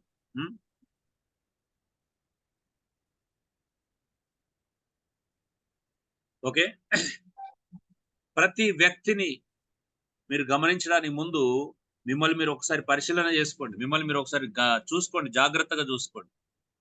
మిమ్మల్ని మీరు ఒకసారి కింది నుంచి వెళ్ళి పై వరకు మీ లోపల, మీ అంతరంగంలో ఏం పోరాటాలు జరుగుతున్నాయి? ఎందుకు మీరు ఇలా ఉన్నారు? ఎందుకు మన జీవితంలో ఇంకా సరైన మార్పు రాలేదు? ఎందుకు మన ఇతరులకు ఇంకా సంపూర్ణమైనటువంటి వెలుగునిచ్చేటువంటి వ్యక్తులుగా మారలేదు? ఇంతకుముందు చెప్పినటువంటి సమృద్ధి జీవం, మన టాపిక్ అంతా అదే కదా. ఆ సమృద్ధాన్ని, జీవాన్ని మనం పొందుకొని ఇతరులకు ఇచ్చే స్థాయిలోకి ఎందుకు రాలేదు? ఎందుకనంటే నీ ఆలోచన విధానంలో ప్రాబ్లం ఉంది. అవునండి? అవునన్నా, అవును. నీ ఆలోచన విధానం ఇంకా మారాలి. రెండోది, నీ తప్పుడు నమ్మకాలు సరిగా లేవు, కొన్ని ఇంకా నమ్మకాలు మార్చుకోవాలి. అవునా? నేను ఇక్కడ ఉంటేనే బాగుంటాను, నా పరిస్థితులు బాగుంటేనే, నా పరిస్థితులు మారితేనే నేను మారుతాను, లేకపోతే అక్కడ ఉంటేనే బాగుంటాను అనే తప్పుడు ఆలోచన పోలేదు, ఇంకా తప్పుడు నమ్మకాలు పోలే. అవునా? మూడోది సరైన నిర్ణయాలు లేకపోవడం కదా. మీ నిర్ణయాలను తప్పుడు నిర్ణయాలు తీసుకోవడానికి గల కారణం ఏంటిది? మీ ప్రవర్తన మిమ్మల్ని కంట్రోల్ చేస్తుంది. మీ లక్ష్యం, మీ గురి మిమ్మల్ని ఆపుతుంది. మీ భావోద్రేకాలు మిమ్మల్ని అదుపులో ఉంచుతున్నాయి. అవునా? మీరు పరిస్థితుల ప్రభావానికి లొంగిపోతున్నారు. నిజమా కాదండి? వాస్తవమే అన్న, అవును. నిజమే. ఎదిరించాలా. పరిస్థితుల్లో లొంగిపోవడం ఏంటంటే ఎదిరించుకుంటూ వెళ్ళిపోవాలా. నేను పరిస్థితులకు అస్సలు లొంగను అంటే పరిస్థితులకు ఎందుకు లొంగుతాం? శరీరం ఆగిపోతే అది వేరు విషయం, కానీ మనసు ఎందుకు కంట్రోల్ అవుతుంది? ఆత్మ ఎందుకు కంట్రోల్ అవుతుందండి? అవునా? అవును. హలో, అవునన్న, అవును, అవును. ఆలోచన ఎందుకు మారుతుంది? సరైన ఆలోచన ఉంటే మన ప్రాబ్లం ఉండదు. సరైన ఆలోచనలు ఉంటే, సరైన ఆలోచన ఉంటే సరైన నమ్మకాలు ఉంటాయి. సరైన నమ్మకాలు ఉంటే సరైన నిర్ణయాలు తీసుకుంటాం. అర్థమవుతుందా ఇప్పుడు మీకు ప్రాబ్లం ఎక్కడి నుంచి వెళ్ళిపోతుందండి? అవునయ్య, అవును. అంటే నువ్వు మంచి నిర్ణయం ఎప్పుడు తీసుకుంటావు? సరైన నమ్మకాలు ఉన్నప్పుడు. సరైన నమ్మకాలు ఎప్పుడు ఉంటాయి? సరైన ఆలోచన విధానం ఉన్నప్పుడు. సరైన ఆలోచన ఎప్పుడు ఎలా ఉంటుంది? నువ్వు మంచి స్పిరిచువల్ గా థింక్ చేసినప్పుడు. అవునా? Yes, అవునన్న, అవును. నువ్వు వాక్యానుసారంగా థింక్ చేస్తే వాక్యానుసారమైన ఆలోచనలు వస్తాయి. నువ్వు వాక్యానుసారమైన ఆలోచనలు ఉంటే వాక్యానుసారమైన నమ్మకాలు ఏర్పడతాయి. వాక్యానుసారమైన నమ్మకాలు ఉంటే వాక్యానుసారమైన నిర్ణయాలు తీసుకుంటావు. అవునా? అవునన్న, అవును. వాక్యానుసారమైన నిర్ణయాలు తీసుకుంటే తర్వాత జరిగే భావోద్రేకాల గురించి రేపు నేర్చుకుందాం. ఎమోషనల్ ఏరియాస్ ఆఫ్ ఫంక్షనింగ్ అనేది రేపు చూడబోతున్నాం క్లాస్. చూడండి, ఇది ఎంత ఇంపార్టెంట్ ఆలోచన. ఒక్కొక్క పాయింట్ నాకే ఇప్పటికి ఆశ్చర్యం అనిపిస్తూ ఉంటుంది. అంటే ఎంత ఎంత అద్భుతమైనటువంటి పరిస్థితులు మనం ఎంత క్రమంగా నేర్చుకుంటున్నామో చూడండి. మన జీవితాన్ని ఎందుకు ఇంత ప్రభావితం చూపిస్తుంది. అందుకే దేవుడు యేసులో సింపుల్ గా చెప్పాడు, మనస్సు మారండి అంతే. అవునా? మనస్సు మారి రూపాంతరం చెందాలి. మనస్సు మారమన. మారాలంటే ఏం చేయాలా? దేవుని సంపూర్ణమైన చిత్తం ఏదో, పరిపూర్ణమైన చిత్తం ఏదో, అనుకూలమైన చిత్తం ఏదో పరీక్షించి తెలుసుకోవాలంట. అవునా? అవునండి. మనం ఏం చూస్తున్నాం? మన ప్రవర్తన ఆధారం చేసుకొని, మన లక్ష్యాన్ని ఆధారం చేసుకొని, మన భావోద్రేకాలను ఆధారం చేసుకొని, మన పరిస్థితుల ప్రభావాన్ని లొంగిపోయి ఆలోచన చేస్తే పరిశీలిస్తున్నాం. ఇవి చూసుకుంటున్నాం మనం. అవునా? అవునండి. అవునయ్య. Yes. మనం దేవుని చిత్తాన్ని, సంపూర్ణమైన చిత్తం ఏది, పరిపూర్ణమైన చిత్తం ఏది, అనుకూలమైన చిత్తాన్ని పరిశీలిస్తున్నామా? మన ప్రవర్తనను పరిశీలించుకొని, మన లక్ష్యాన్ని పరిశీలించుకొని, మన భావోద్రేకాలను పరిశీలించుకొని, మన పరిస్థితుల ప్రభావాన్ని చూసుకొని మనం నిర్ణయాలు తీసుకుంటున్నామా? చెప్పండి. మన భావోద్రేకాలు, మన ప్రవర్తన బట్టి నిర్ణయం తీసుకుంటున్నాం. అందుకనే కష్టాలు పడుతున్నాం. అందుకే మన జీవితంలో ఒక టర్నింగ్ జరగట్లేదండి. ఒక మంచి వెలుగు కలగాల. అసలు మన ద్వారా ఎంత ప్రభావితం కావాలో తెలుసా సమాజం? మారాలండి. ఈ క్లాస్ ముగించే వరకు మీరు మారకపోతే ఇంకా ప్రపంచంలో నిజంగా చెప్తున్నాను, మనం బాగుపడలేము మేము. ఎందుకంటే ఇందులో పరిశుద్ధాత్మ దేవుని కార్యాలు చాలా ఉంటాయి మనం చివరి వరకు చూసే దగ్గర. ఇంకా ఇక్కడ కూడా మీరు పరిశుద్ధాత్మ వైపు తిరిగి లొంగి మారకపోయినట్లయితే ప్రపంచంలో ఇంకా మార్పును మనం క్లోజ్ చేసుకున్నట్టు ఒక రకంగా చెప్పాలండి. మేబీ ఇంతకంటే గొప్ప క్లాసులు మీరు వినే అవకాశం ఉండొచ్చు బహుశా భవిష్యత్తులో. కానీ ఒకవేళ ఇంతకంటే మంచి క్లాసులు వినే అవకాశం ఒకవేళ దేవుడు కల్పించినా మీ ఆలోచన ఇక్కడ మార్చుకోలేకపోతే వాటి వల్ల ప్రయోజనం అయితే ఉండదు. ఉంటుందా అండి? అవునన్న, సరైన సమయంలో సరిగా స్పందించకపోతే పర్యవసానం ఎదుర్కోవాల్సిందే. కదా, అప్పుడు ప్రయోజనం ఏముంటది? అప్పుడు ఇంతకంటే మంచి క్లాసులు వినే అవకాశం ఒకరిద్దరికి రావచ్చేమో బహుశా. ఆ ఏమో మీలో కొంతమంది పిహెచ్డి లెవెల్ వెళ్ళి నేర్చుకుంటారేమో, మంచిదే, సంతోషం. కానీ ఇప్పుడు మీరు ఈ అవకాశాన్ని సద్వినియోగం చేసుకోకపోతే ప్రయోజనం ఏంటిది అనేది నా ప్రశ్న. అవునయ్య, అవును. సో కాబట్టి డియర్ బ్రదర్స్ అండ్ సిస్టర్స్, ప్రవర్తన, లక్ష్యము, భావోద్రేకాలు, పరిస్థితులు, వీటికి లొంగిపోవద్దు. ఈ ప్రవర్తన ఎలా ఉందో జాగ్రత్త చూసుకో.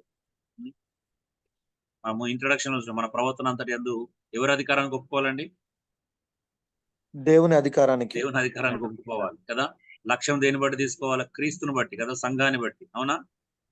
లక్ష్యం ఏం కావాలండి? క్రీస్తు కావాలి. అవునా? Yes. ఎమోషన్స్ ఎక్కడ ఉండాలా? వాక్యానుసారమైన ఎమోషన్. నిన్ను వల్ల నీ పొరుగువారిని ప్రేమించి, నేను మిమ్మల్ని ప్రేమించినట్టు మీరు ఒకరినొకరు ప్రేమించుకునే దాన్ని ఆధారం చేసుకుని మన ఎమోషన్స్ పనిచేయాలి. క్రైస్తవుడు పరిస్థితుల ప్రభావానికి లొంగిపోడండి. అది చెరసాలైనా కదా, సలసల అవుతున్న నూనె ముకుడైనా, లేకపోతే అది మరొకటైనా, సింహాల బోనైనా, లేకపోతే అగ్నిగుండమైనా, క్రైస్తవుడు పరిస్థితుల ప్రభావానికి లొంగడు. కేవలం క్రీస్తుకు మాత్రమే లొంగుతాడు. ఆమేన్. ఆమేన్, ఆమేన్. నిజమైన Amen. క్రైస్తవుడు యేసుక్రీస్తుకు మాత్రమే లొంగుతాడు. నిజమైన క్రైస్తవుడు వాక్యానికి మాత్రమే విధేయత చూపిస్తాడు. పరిస్థితుల ప్రభావానికి లొంగిపోయి కుంటి సాకులు నిజమైన క్రైస్తవుడు చెప్పలేడు. సో కాబట్టి డియర్ బ్రదర్స్ అండ్ సిస్టర్స్, ఏదోని తోటలో ఏం జరిగిందో చూడండి. దేవుడు మానవుని మీ స్వేచ్ఛను దుర్వినియోగం చేసుకోవద్దు అంటాడు. అవునా? కొత్త నిబంధనలు కూడా పౌలు చాలాసార్లు మాట్లాడతాడు, మీ స్వేచ్ఛను పాపానికి అనుకూలంగా వాడుకోవద్దు అంటాడు. అవునా? Yes. అవునన్న, అవునయ్య. మీ స్వాతంత్రమును. అవును. మీ స్వాతంత్రం దుర్వినియోగం చేసుకోవద్దు. స్వాతంత్రాన్ని దేనికోసం వాడుకోవాలి? ఇప్పుడు యేసు ప్రభువు లొంగడానికి వాడుకోవాలి. అవునా? యేసు ప్రభు అవునన్న, లొంగడానికి. అవును. కాబట్టి మీ స్వేచ్ఛను, మీ చాయిస్ని ఎలా వాడుకుంటున్నారో మీకు జాగ్రత్త. స్వేచ్ఛ ఉంటుంది. ఇప్పుడు క్లాస్ లో కూడా స్వేచ్ఛ ఉంటుంది, గ్రూప్ లో ఉన్న వాళ్ళకి స్వేచ్ఛ ఉంటుంది. ఆ స్వేచ్ఛను ఎలా వాడుకుంటున్నారు అనేది వ్యక్తిగతమైన విషయం. దాన్ని బట్టి వాళ్ళ పరిస్థితులు, వాళ్ళ ఆలోచన విధానం, వాళ్ళ ప్రవర్తన, దాని కాన్సిక్వెన్సెస్ అన్ని వాళ్ళు ఎదుర్కోవాల్సి వస్తుంది. So thank you. God bless you all.